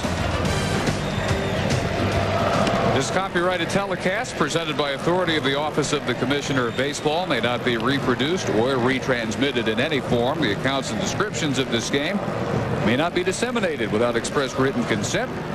And don't forget, when you're surfing the World Wide Web, to stop by MajorLeagueBaseball.com, the most complete baseball coverage on the internet. 4th pitcher of the night for the Mariners. 32-year-old Kazuhiro Sasaki, the all-time leading saves man in Japan baseball history. 32 saves, breaking the AL rookie mark set just last year by Billy Koch of Toronto, and more saves than all other rookie pitchers in baseball have combined this year. 229 career saves in Japan. We know the crowds that they draw over there, the high pressure that Sasaki was under, just like he is here. And I was talking with the veteran pitcher Jamie Moyer of Seattle about Sasaki, and he said that he's one of those guys that was, he was able to adjust to life over here in the United States. The language barrier. Some guys don't adjust as well, but Sasaki's an easygoing guy. He's always smiling, having a good time. Got to face the top of the order here. Johnny Damon. Here's a look at Jamie. Jamie drew the short straw in that upcoming Baltimore series. He's got to face Mike Mussina. Best of luck there. Damon to right center field. Buhner will come on and make Johnny Damon 0 for 4. A rare occurrence indeed. Sports Center coming up next. Linda Cohn, Stuart Scott recap tonight and take a whiff of Eau de Cologne, Beware the Mad Dog, and our nightly episode. Bob speaking to the student body in Bloomington. Not sure when we're going to be done here. We're 1-1 in the ninth. Damon retired. It brings up one of the toughest outs in the lineup tonight, Ray Sanchez, the shortstop who has 2 doubles. One place that we might be done is in the bottom of the ninth for Seattle, when the first 2 guys they send up combined have hit 70 home runs this year. Alex Rodriguez and Edgar Martinez, 2 up.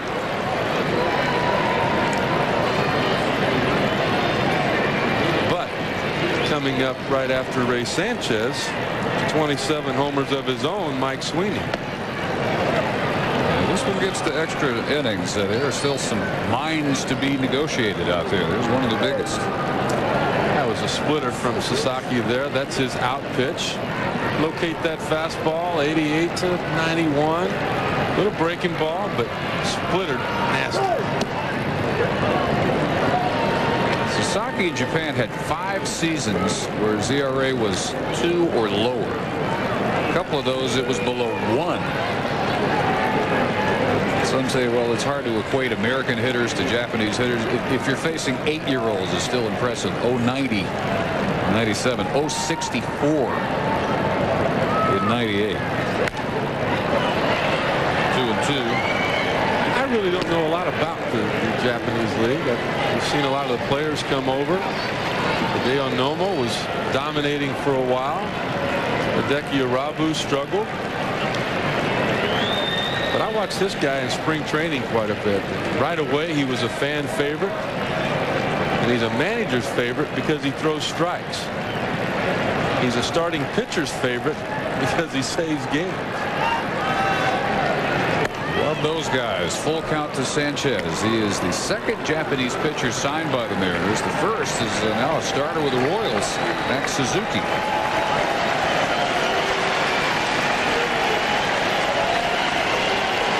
Pinella hoping to get to A-Rod and Edgar Martinez, still in a 1-1 game, but Sanchez works a walk with 1 out of the ninth.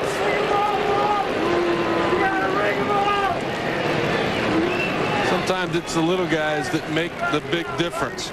Sanchez there with the base on ball. At 90 feet closer to home plate with the big boys coming up. A couple of doubles earlier in the ball game. His first 2 at bats, but not able to score. Great play back in the 3rd by Al Martin. I wonder how many times you can keep Sanchez away from home plate on a night like this. Sanchez has stolen 6 on 8 attempts this year. All 1 inside to Sweeney. He's walked 3 times, the last time intentionally. It was Jose Paniagua's first batter in the 7th. Paniagua goes to the inning in the 3rd, does not get charged with a run, but he gives up 3 hits, including the RBI single to die. Strikes out 2. And that was his lone walk. Chopper, flag down by Guillen. Can't make the play, though. And they're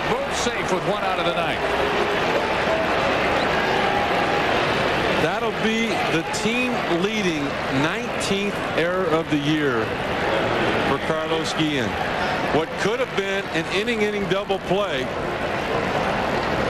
turns into a nightmare. You get rid of it, David Bell can turn the double play. You don't have a lot of speed going down the line, and Sweeney, all you got to do is get the ball to the second baseman. But Guillen cannot do that. He can't get it to the first baseman. And now Sasaki is in trouble when in reality he could be sitting on the bench. He made the pitch he needed to make. Third base defense, several years, a major issue. There's Russ Davis struggle down there. Now Guillen. So instead of the inning over, you got Jermaine Dye, who has the RBI tonight for Kansas City. They are 1 for 12 with runners in scoring position. They have left 11 men on base. This man was shot back in the 7th. Yeah, he was able to extend those arms. He liked the baseball out over the plate. It's an off-speed pitch. He's quick enough to hook it out of the ballpark. If it's a fastball, he's strong enough to drive it to any part of the park.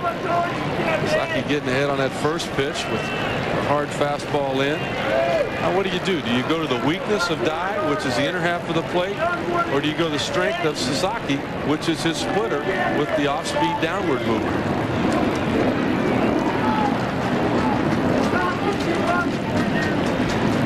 He's not going to do anything. He's not even sure. He's still mulling it over. Going to think about it for a minute. Guillen's there, the only one by either team in a night where both the defenses have really sparkled. Figure they would in a 1-1 game. That one chopped out of play. 0-2.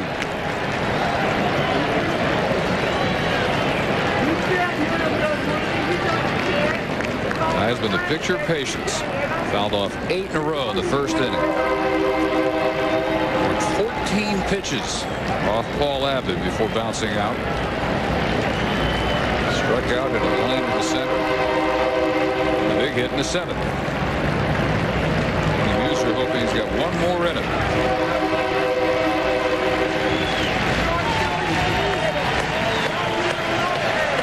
9th in the league, 111 RBIs.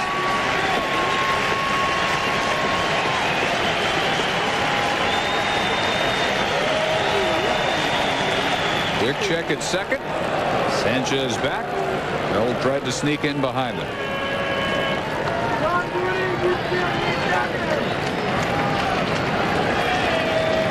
Sanchez on first base. Sasaki had to go to that leg, the little slide step, to get the ball quicker to home plate.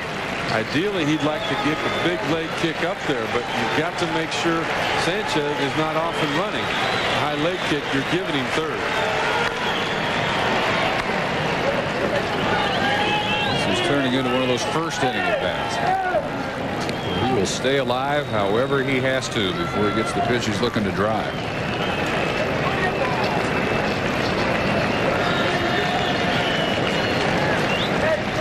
Hard to even make contact 8 times in a row.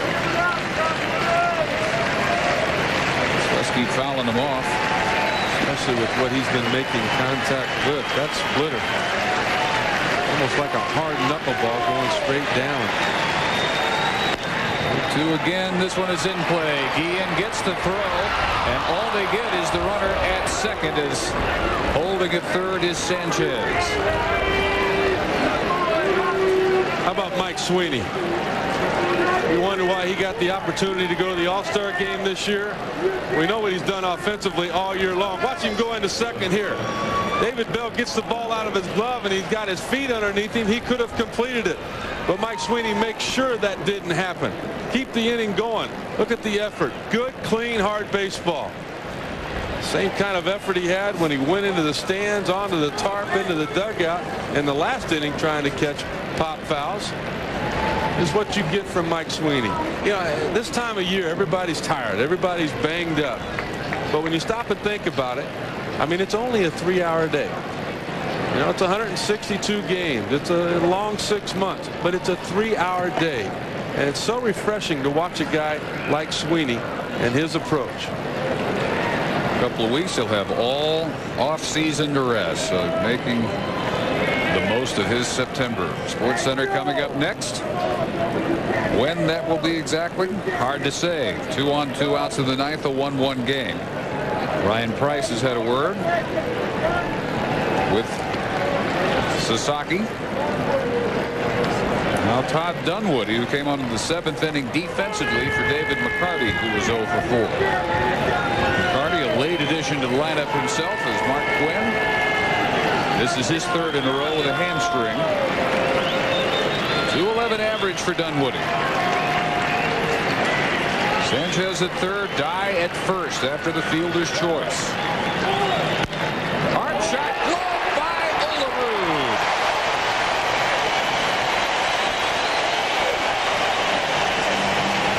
A-Rod and Martinez will get a shot to win it in the ninth, thanks to the glove of the veteran John Olerud.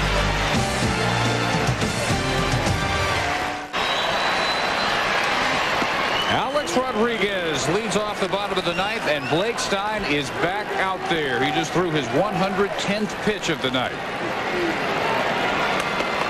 A-Rod is 0 for 2 with a walk in the 4th. Edgar Martinez is in the on-deck circle. That's popped out of play. 1 ball and 1 strike to Rodriguez. Story tonight, obviously pitching. And for Kansas City, Stein is working on a 4-hitter with 5 strikeouts. He has had almost no support from the hitters, who are 1 for 14. In scoring position, they have left 13 on base. He hasn't needed much support. He's only made 1 mistake on the night. A fastball to Jay Buhner that tied this game. But 1 more mistake here in the bottom of the ninth to either A-Rod or Edgar, and it's a loss. Down the middle at 2-1, count even. I am so impressed with the young right-hander for Kansas City. Wants to go back out there for that 9th inning. 109 pitches coming into the ninth. He knew who was waiting. A-Rod, Edgar, it would have been easy to bail, but he had to have told the manager, I want to go back out. Popped up. May be in play for Sweeney, who has been over there all night long and just coming up short. 4 rows deep. Well, that should have been the first out of the inning. The reason it wasn't is because of the wind. Blowing the flag from left field towards the first base bag. And that wind took it about 6 rows deep into the stands and kept it away from Sweeney.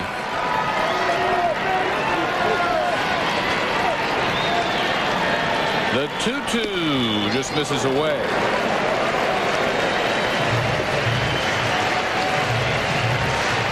Still throwing 93 miles an hour. That's a workhorse. That's the kind of ability and stamina you want to build your pitching staff around. He gave up the homer to Buhner in the 7th, but has retired 5 straight since then. There's a rope foul. And one of his most efficient innings was the 8th. He threw only 12 pitches to get Bell, Javier, and Olerud. The user obviously convinced he had enough gas to at least try to work through the ninth.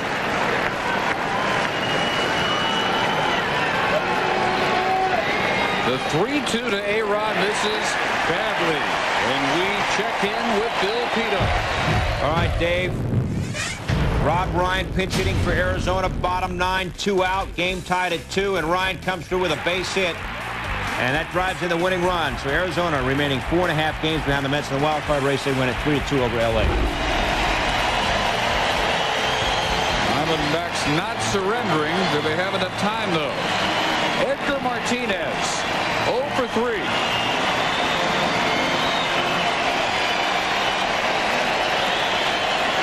But still second in the league in RBIs, 10th in homers. And he bats with nobody out.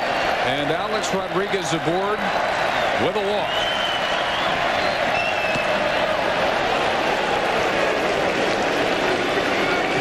A-Rod with only 11 stolen bases on the year. That knee is still not at 100%. It won't be all year, probably closer to 70%. I would I'd be surprised to see him going with Edgar up. After that, I'd be surprised if he didn't go. He bluffs here and a base hit through the hole. Rodriguez stopping at second, 2 on, nobody out of the ninth.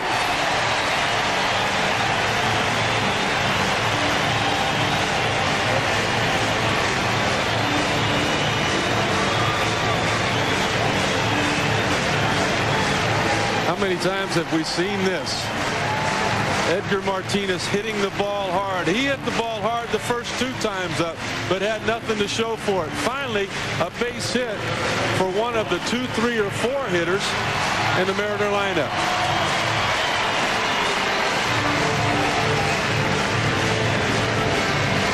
Tony Muser letting Stein throw these decisive pitches.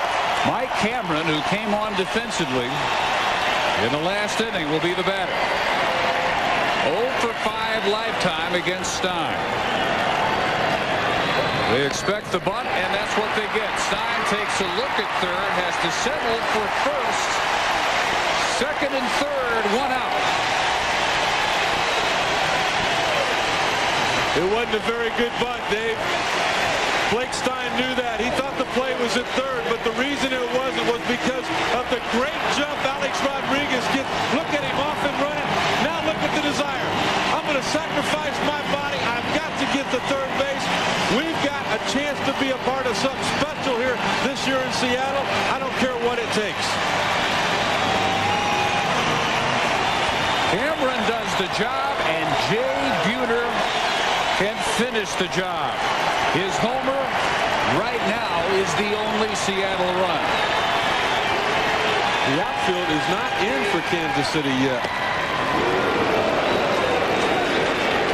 They're just now starting to move in. I still think they're a little bit deep. A fly ball to where Todd Dunwoody is standing in left field. I don't think he can throw Alex Rodriguez out from there. You've got to be in closer. The 0-1 pitch. Popped into short center for Beltran. A-Rod just bluffs. It's cut off by Stein. 2 outs.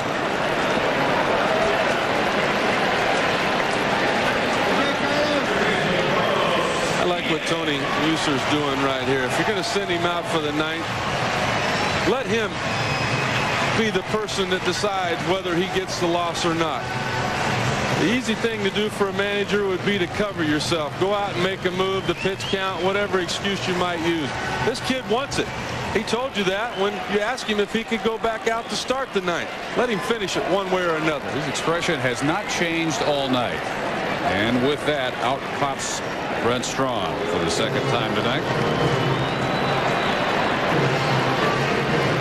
Carlos Guillen is 0 for 3. Last night was 3 for 5 with a double, a homer, and scored 3 runs. Sports Center is next. Maybe just in a matter of moments. Another reason not to go to that Royals bullpen. ERA just under 6, which is right where it was last year. Tony Muser has seen that too many times. Let's try something else. Of the last 19 Kansas City wins, the starters have had to record 18 of those. Bullpen second year in a row, highest ERA in the AL. With Pinella, it's in the hands of Guillen.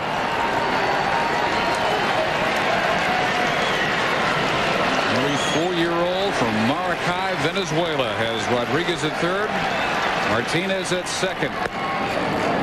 A-Rod, the guy that matters. Ball 1 to Guillen.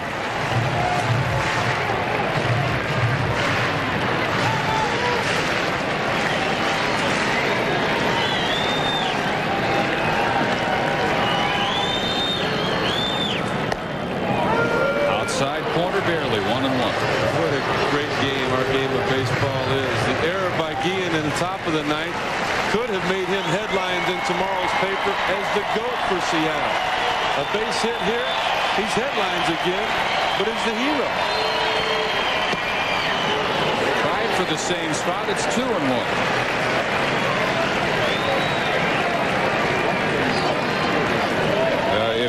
follower of the accomplished glove of Olerud. Robs Todd Dunwoody. It may have been that headline error. 3-1. Zahn has to come way up out of his crouch to keep that one from scoring Rodriguez. He's going to be in the big leagues for a long time, that being Greg Zahn, because of what you just saw. He can catch and he can throw and he can hit a little bit too. Maybe as long as Ricky Henderson? Probably not, but the 3-1. Left center field. Beltran is there. And Stein works through the threat. 2 on and nobody out, but we go to extra innings. Stein lost at Texas 6-5. It was his first loss since July 28th, and it is easy to see how he put together a 5-game winning streak. Blake Stein already with 1 complete game this year. Don't forget, he missed half the season. Hugs, congratulations. All over in that Kansas City dugout, and deservingly so. Seattle wants this win. They need it because of the playoff pursuit that they're involved in. But I tell you what, Blake Stein deserves it. He goes 9 innings, a run on 5 hits, strikes out 5, walks 4. We go to the 10th, and it's Joe Randa, Carlos Beltran, and Greg Zahn. Sasaki out for his 2nd inning.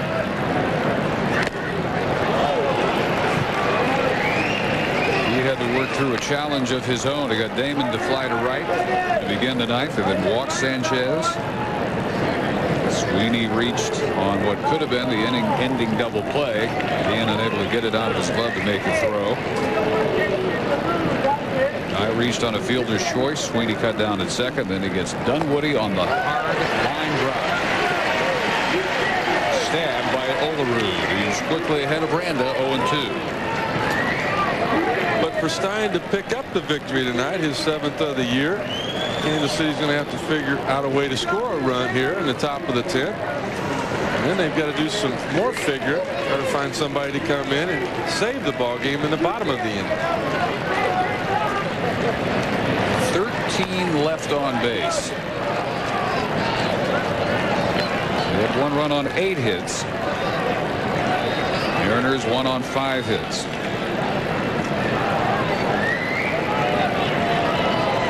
They have not played like a team that's 18.5 out in their division. They play like this game we've seen tonight means as much to them as it does to the Mariners. We're in first place, have been since the end of June, and trying to extend their hold on first.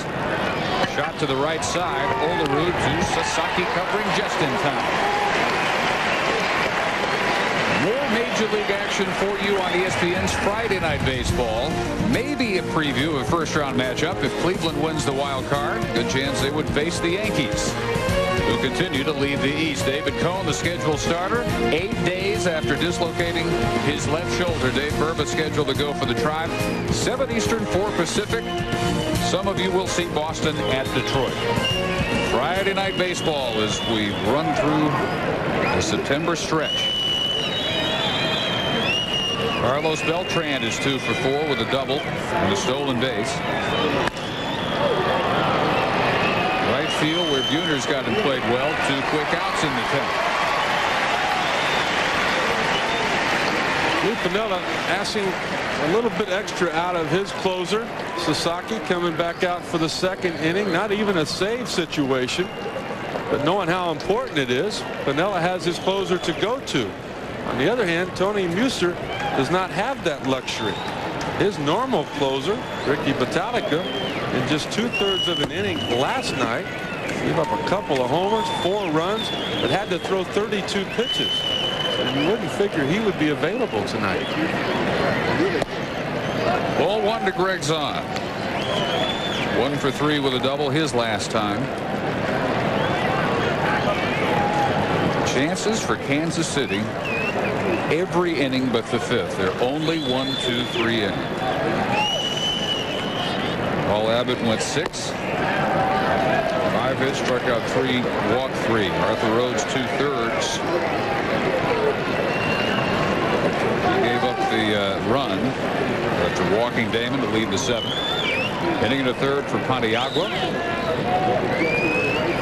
So far an inning and 2/3 for Sasaki. 2-0 pitch to Zahn. 2-1. They've been taking shots near that tarp all night. And finally one sticks for a fan. Jose Mesa is the latest to get loose. Think about September. You got plenty of arms down there. 9 in the bullpen for the Mariners when we started tonight. Miller has used 3. 2-2. Mariners have been so fortunate all year to stay as healthy as they have. A lot of teams using 40, 50 players this year because of injuries. Pinella has had to use the fewest number of players. That would be tied with the Minnesota Twins.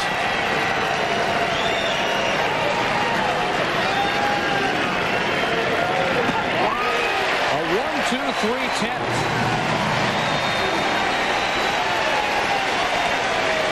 And it's up to Oliver, Bell, and Javier to try and win it for the Mariners in their half of the 10th. The 10th at Safeco Field. Dave Barnett and Rick Sutcliffe in a 1-1 game. For Seattle, here's the significance. If they win, the lead is 2. It was 1 before Oakland lost 7-6 to Minnesota today. Oakland still a game and a half back of the Indians in the wild card.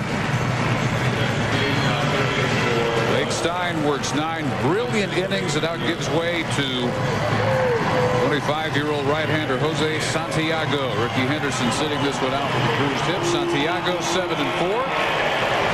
He worked the final 2 in the 3rd here Monday. Got his 2nd save of the season. Rick will see a lot of 95-mile-an-hour fastballs from him.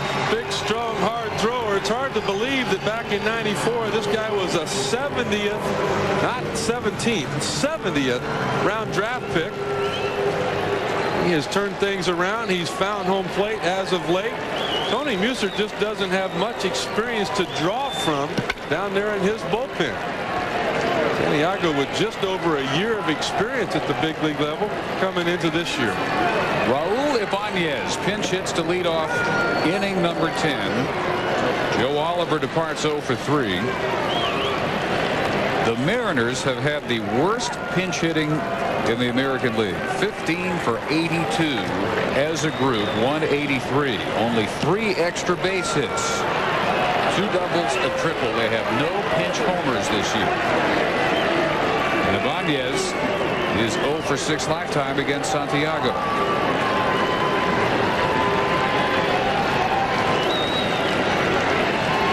And looking at the 0-2 pitch, which is a call. Strike 3 with the slider. Make that 0 for 7 lifetime against Santiago. And without even getting the bat off your shoulder, you got to protect. Exactly the same pitch he saw on the previous pitch. Good location, not much to it.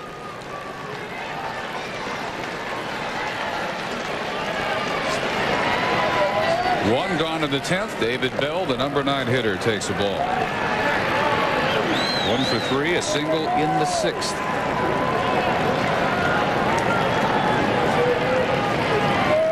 Stan Javier, the top of the order.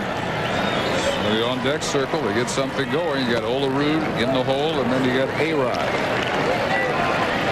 Mariners had their chance in the 9th. A leadoff walk to Rodriguez. Martinez singled in the 2nd. Mike Cameron, the pinch hitter, sacrificed both runners up. They had 2nd and 3rd with 1 out. Buhner popped to short center. Ian flied to center, and thus ended the night for Blake Stein. David Bell with just 6 homers on the year. Last year, though, with 21, teamed with A-Rod for more homers than any double play combination in Major League history. 63 homers combined for the 2 of them. 57 was last done back in 1990 by the Cubs. The guys named Brian Sandberg and Sean Dunston. Jackson for a walk. So the winning run aboard in the 10th.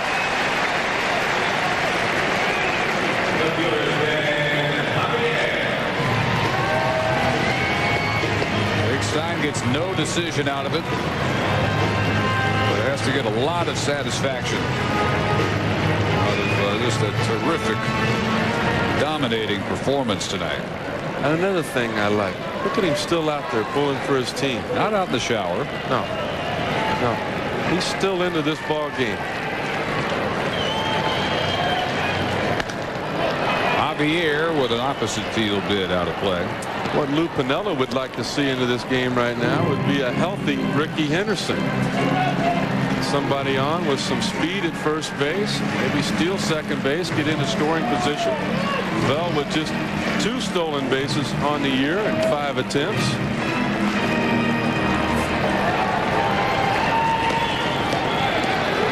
It out with the sore hip. Again tonight is Henderson.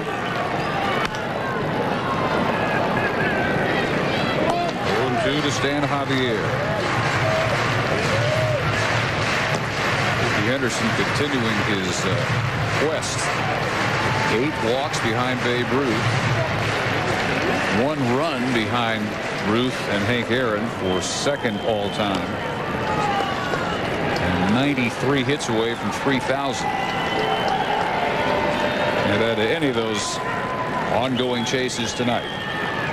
Santiago's 0-2. Maybe to Delgado. Sanchez, and the throw is not in time to double up Javier.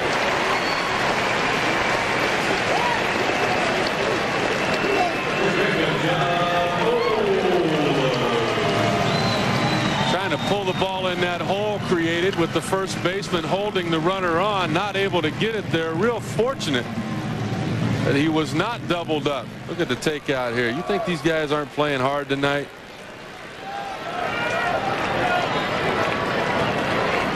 September 13th game, they've played as if it was October 13th, haven't they? Every pitch. Olerud 0 for 3 on only in the 6th inning with a walk. Not as far as 2nd. The only Seattle run, a 7th inning homer by Jay Buhner,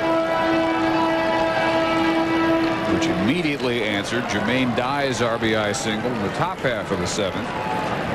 Which scored Johnny Damon with the only Kansas City run. 1 hopper. Wilson Delgado makes it all for the 10th inning for Santiago. Damon will bat in the 11th. We move to the 11th. Still 1-1. New pitcher, 5th of the night, Jose Mesa, 34-year-old veteran right-hander. Makes his 61st appearance of the year. How we got here, doesn't take long to wrap up the offense. Both runs scored in the 7th. Jermaine Dye drove in Johnny Damon with the Kansas City run. And in the bottom half of the inning, Jay Buhner tied it with his 25th home run of the year. There have been threats both ways since then, but to the 11th we go. The new battery, Dan Wilson, has come on after Joe Oliver was lifted for a pinch hitter. So Wilson catching Mesa in the 11th. Both of these teams with some terrific defense tonight. Both teams have played well defensively all year, but it's been Kansas City offensively and the pitching of Seattle that has dominated their ball clubs. It's been the pitching of both teams that have dominated this game. We will get to Sports Center at some point. Promise? More into the wee hours. On the East Coast, anyway. It'll be worth waiting for.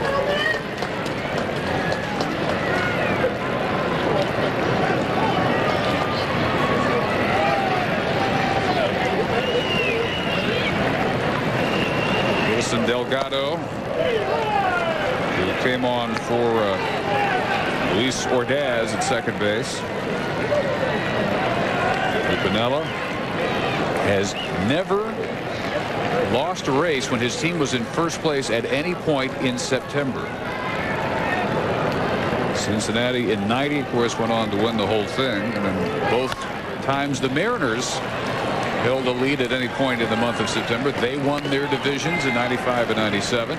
Oakland helped out by losing 7-6 today. Mariners won this one. The margin is 2. Attention in both cities already riveted on a 4-game series, which will begin a week from tomorrow night here at Safeco Field.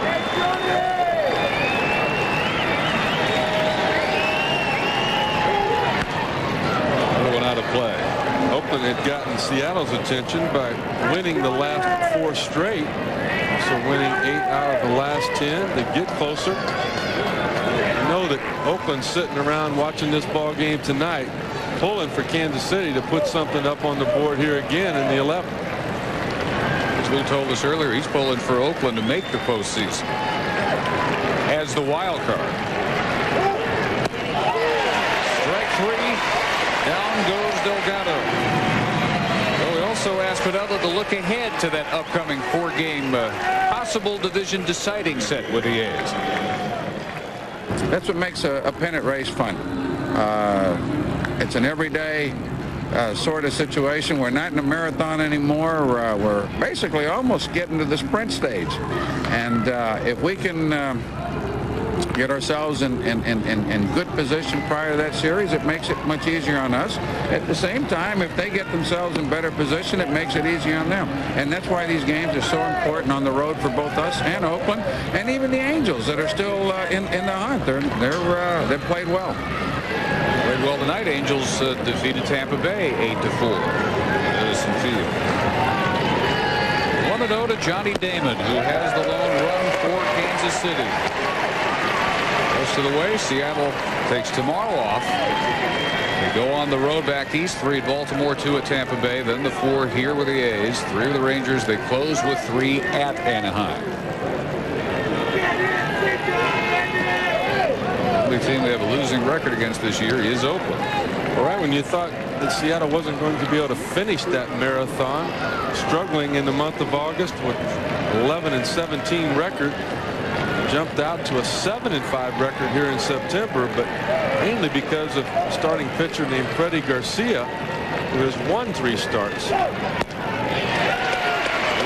to Damon. Garcia beat Toronto, Boston, and Kansas City.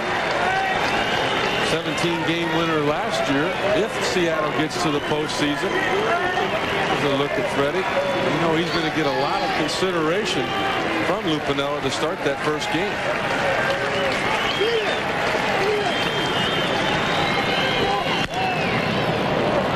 Down the line, but slicing. Foul on the play. Still 2-2. That's quite a statement, too, because you got veteran arms like Aaron Seeley and Jamie Moyer.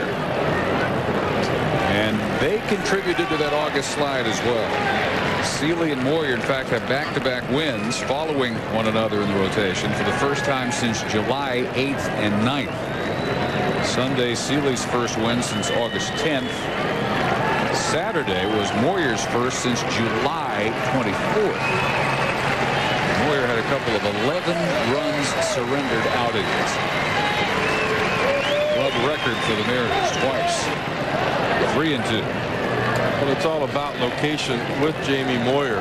He's got it. He's going to win. His winning percentage has been tremendous since he became a part of the Seattle Mariner rotation. But with Garcia, he doesn't have to be as fine as the other 2. Good velocity, good sinking movement on his fastball. He's got his margin of error for mistakes is a lot better than the other 2. Veteran Mesa with the 3-2 to Damon, and that almost hits him. So a 1-out walk in the 11th. When Damon scored the run in the 7th, he reached that time on a walk.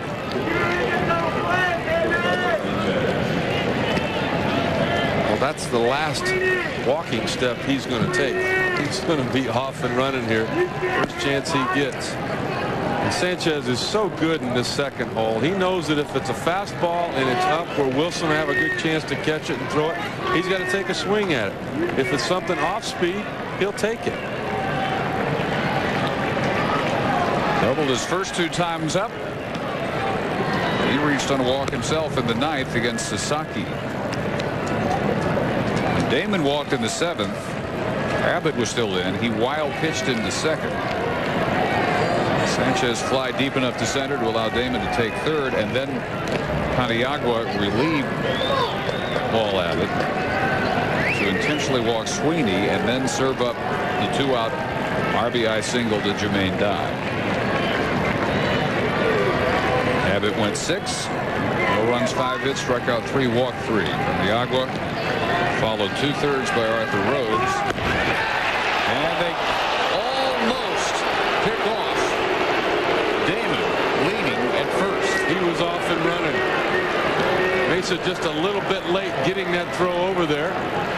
Olerud's slapping the tag down. Watch him. I'm gone. Get it up. Oh, you're too late. Once he had his feet set, he had the opportunity to get back. Wanting to get into scoring position, just barely able to stay on base. Down the middle, strike 1.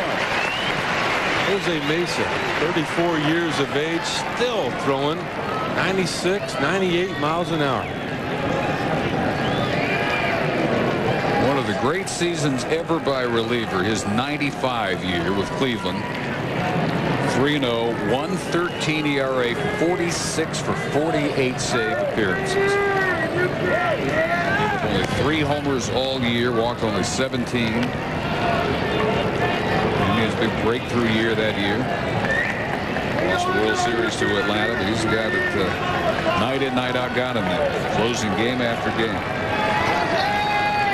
And again in 97, most remembered for blowing the save in the 9th inning of Game 7 to the Marlins. That one misses, 1-1 to Sanchez. I think most people would agree as Metallico starts to get loose that since that blown Game 7, he has not been the same pitcher. Nearly as intimidating. Also had some troubles off the field. Might have led to the lack of confidence that we have seen from him on the mound. Amazing with this stuff, though, that the opponent's batting average the last 4 years has continued to go up against Jose Mesa. Last year they hit over 300 off of him, and that's way too high for someone to be your closer, which is what Mesa was last year. Most tabs on Damon, the AL stolen base leader with 42. Not much of a move from Mesa. He's not going to pick you off very often unless you pick yourself off. But he is fairly quick to home plate. And with that velocity, gets it to the catcher in a hurry. So if you're going to steal it, it's tough to get it off him. Not going here. A shot to right. Buhner. We're on number 2.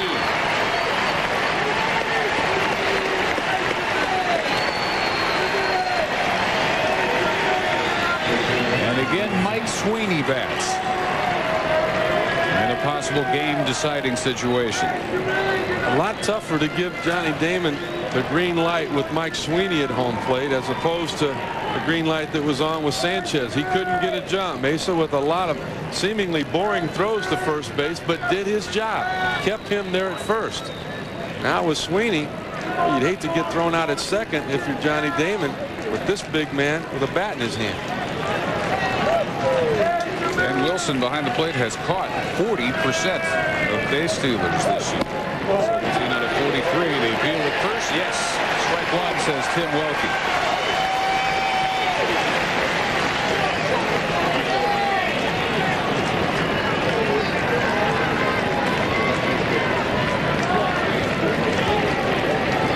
For 2 with 3 walks. Still sitting on the club record tying 133 RBIs.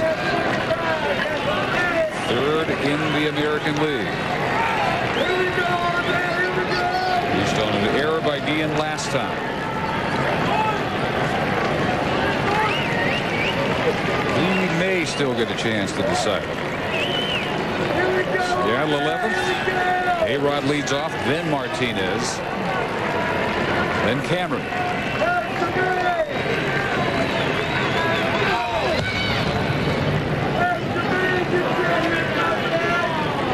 Damon has had his brush from getting picked off. He's going to be extra conservative if you're coming that close. Even though the Royals have struggled with runners in scoring position tonight, they're hitting .306 as a team coming into tonight's game in those situations. Damon going. The throw by Wilson is to the third base side of the bag, and even if it's perfect, I don't think he gets Damon there. There's number 43. Same kind of jump that he had when he had to stop because Jose Mesa did not go to home. Bat picked him off. Watch him here. He's gone. Forget it. By the time Mesa's left foot down, Damon had already taken 4 steps. Even a perfect throw was not going to get him.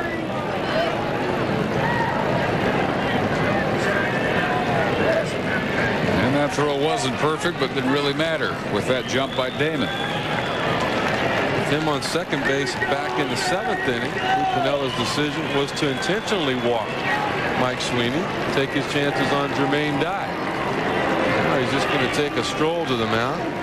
We got a couple of veterans out here. I think that's a good move on the part of Lou Piniella. Check with Wilson. What are your thoughts about Mesa's stuff tonight and Mike Sweeney with what you've known? Check with Mesa. Who do you feel more comfortable pitching to? Can't put them both on. Got to pitch to one of them. Well, once we get to Linda Cohn and Stuart Scott, we will recap the Bartolo Colon outing against the Boston Red Sox. That'll be Where the Mad Dog and Bob Knight's speech to the student body on the Indiana campus. The final word he gets to the IU student body there, explaining his side of things.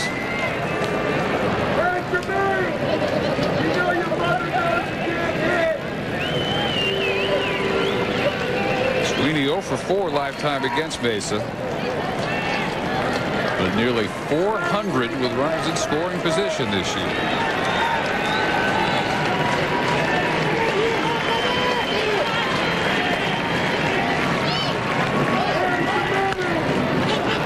This is popped up and will be blown into the dugout, but still making the catch over the railing is Wilson.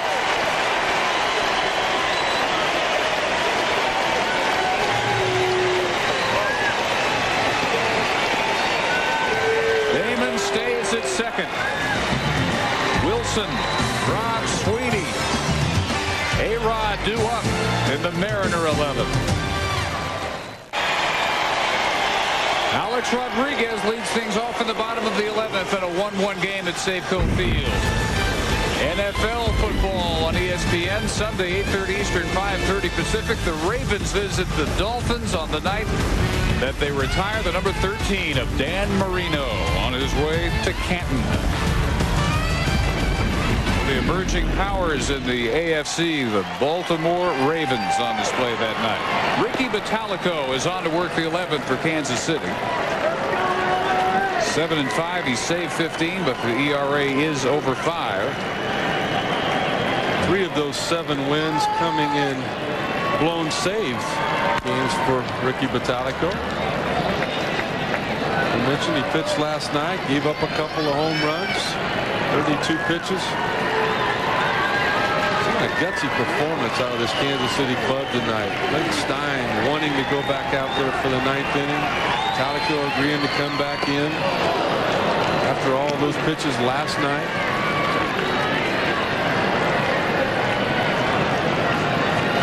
Stein went 9. Alex Rodriguez reaching twice on a walk, once on the fielder's choice. Edgar Martinez 1 for 4. A-Rod just able to hold up in time, says Welke. 2-2. Bottalico dropping down on a breaking ball here. A-Rod had not seen that yet tonight. Tough pitch, tough spot. Just able to keep the barrel of the bat behind the plate.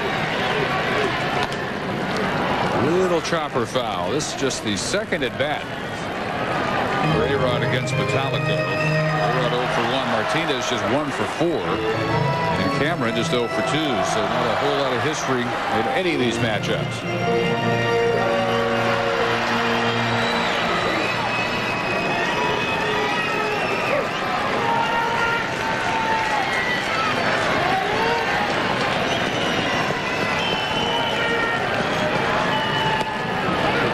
pitch, he again checks his swing, but rung up. Strike 3. Plate umpire Marvin Hudson didn't need to ask for help on that one. He made the call. Greg Zahn made the block, and then the tag. 1 out.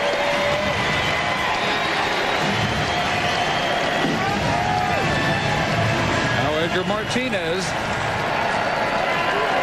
who singled his last time up. The Royals got out of a 2-on, nobody out jam in the 9th. 2nd and 3rd with 1 out.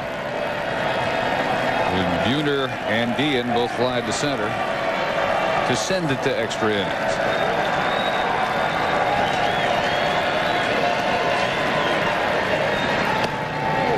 Down the middle, 1-1 to Martinez. Ricky Vitalico, 31 years of age, his 7th year. Out of New Britain, Connecticut. Years with the Phillies.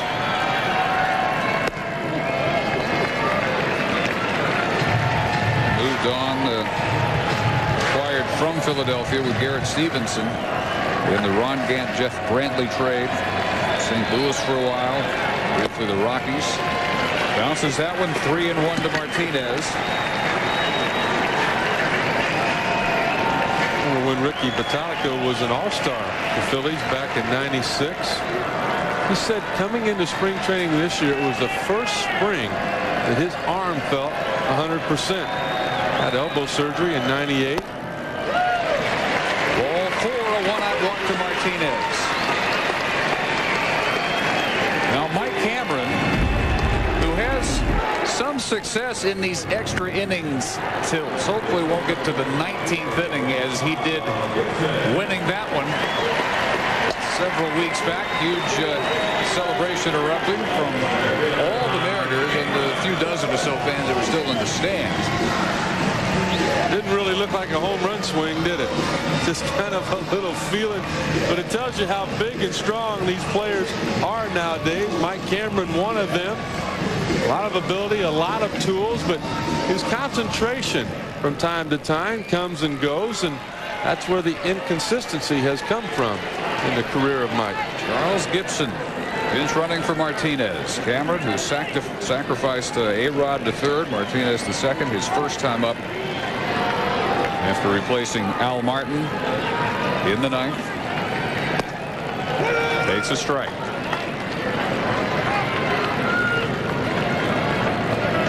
And Greg Zahn is out to make sure he and Vitalico are straight. Mostly just fastball sliders out of Vitalico. As most people, that first pitch strike important, and when he can get it with the fastball, the slider becomes that much more effective, which was the sequence he used against Alex Rodriguez to start this inning.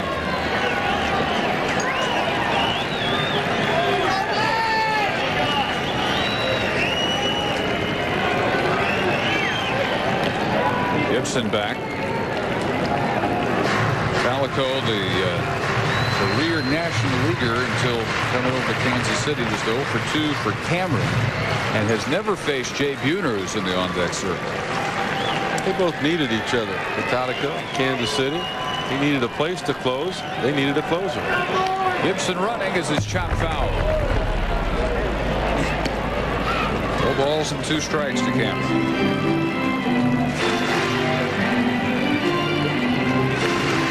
Wanted Mike Cameron hitting that second spot.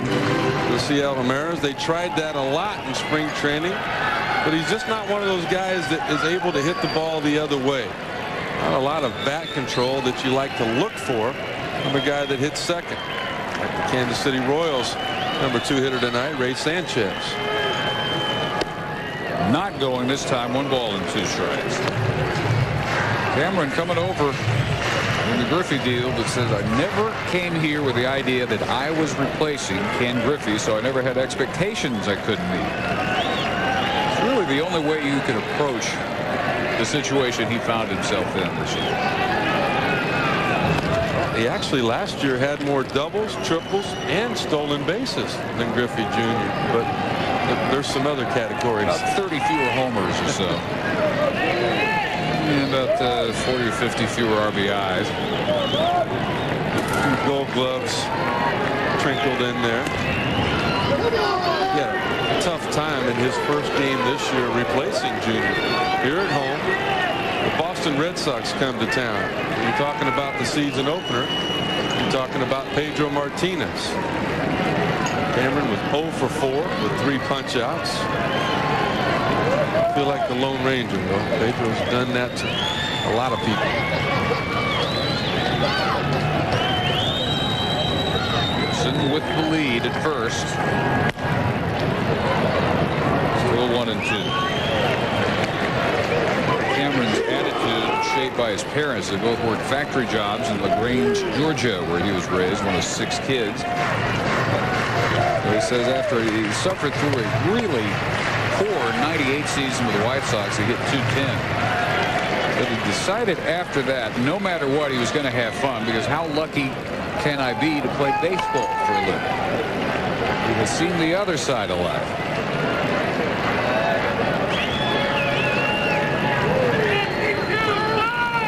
Metallico waiting long enough for Cameron, has to call time at the plate.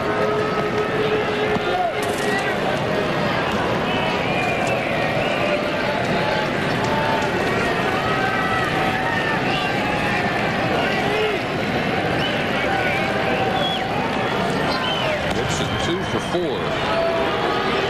on stolen base attempts this year. His 48th appearance. And he's losing some patience with Metallico.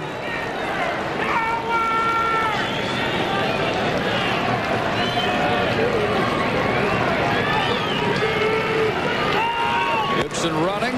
Here's the throw by Zahn, and it is in time to get Gibson for the second out of the 11th. Second guy that he has thrown out tonight. Metallico doing a good job keeping Gibson close. Not a good jump. The opportunity to throw him out. Good pitch to throw, and the throw right on the money.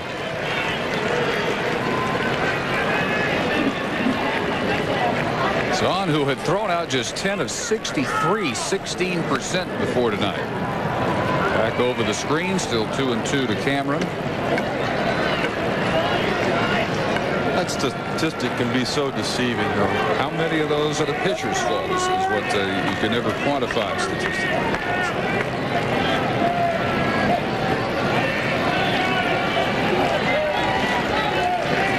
So now Metallico pitch away from ending the 11th. Keeping Jay Buhner in the on-deck circle. A 3-2. He's never faced him. So should Cameron get aboard, guy who has accounted for the only Mariner run, a 7th inning homer, get a shot to end it.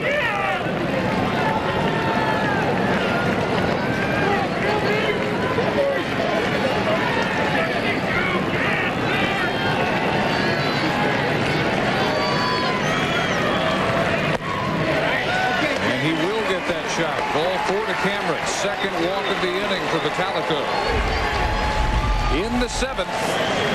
On a 1-2 pitch, number 25 for Jay Buhner, made it 1-1. We're still there.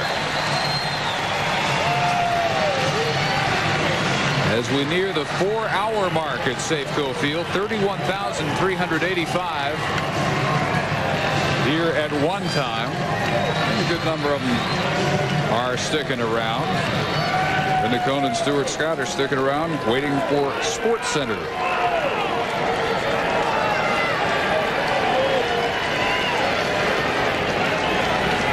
Cameron the runner at first. Strike 1 to Buhner. I don't think Luke Piniella is going to put the red light on with Mike Cameron.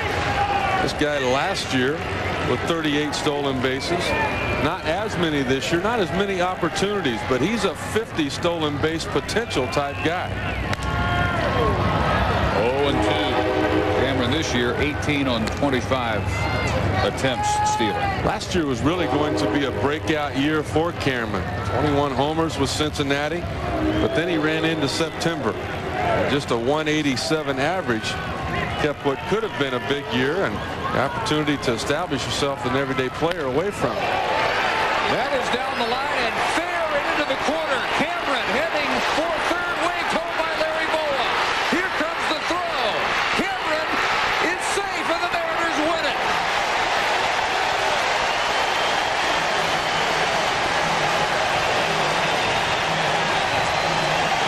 Jay Buhner is the hero. He drives in both Seattle runs as they take a 2-game lead in the West over Oakland. And Greg Zahn has to be restrained from Marvin Hudson. Victory noogies for Jay Buhner. Zahn was sure he had Cameron nailed.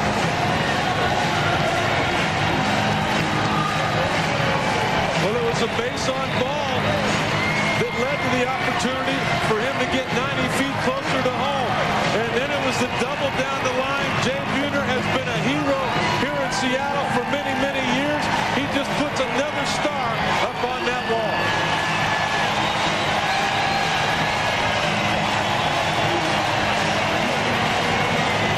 And those who stuck around are rewarded. Even though it looked like he had no chance to score him, third base coach Larry Boa says, it's been too long since I had the opportunity to wave somebody. You got to go.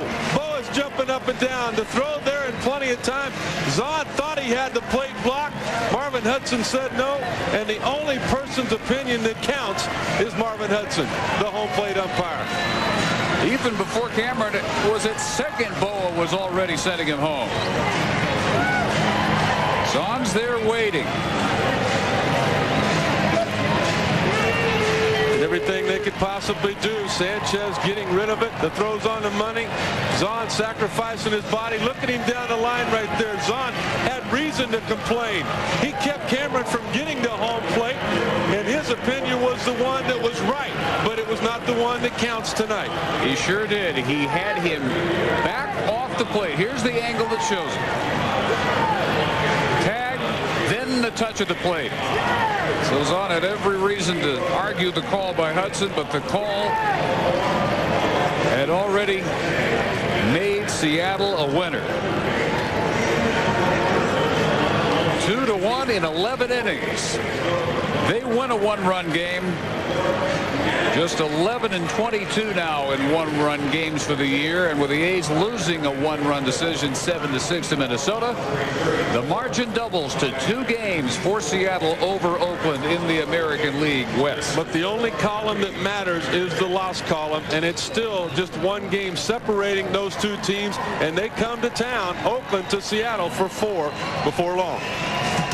Major League action again Friday night. Maybe a playoff preview. The Indians driving for the wild card. The Yankees driving for another East crown. David Cohn scheduled to go against Dave Burba, 7 Eastern, 4 Pacific on Friday night. Sports Center coming up next with Linda Cohn and Stuart Scott. For Rick Sutcliffe and our entire ESPN crew, so long from Seattle. The Mariners win it 2-1 in 11.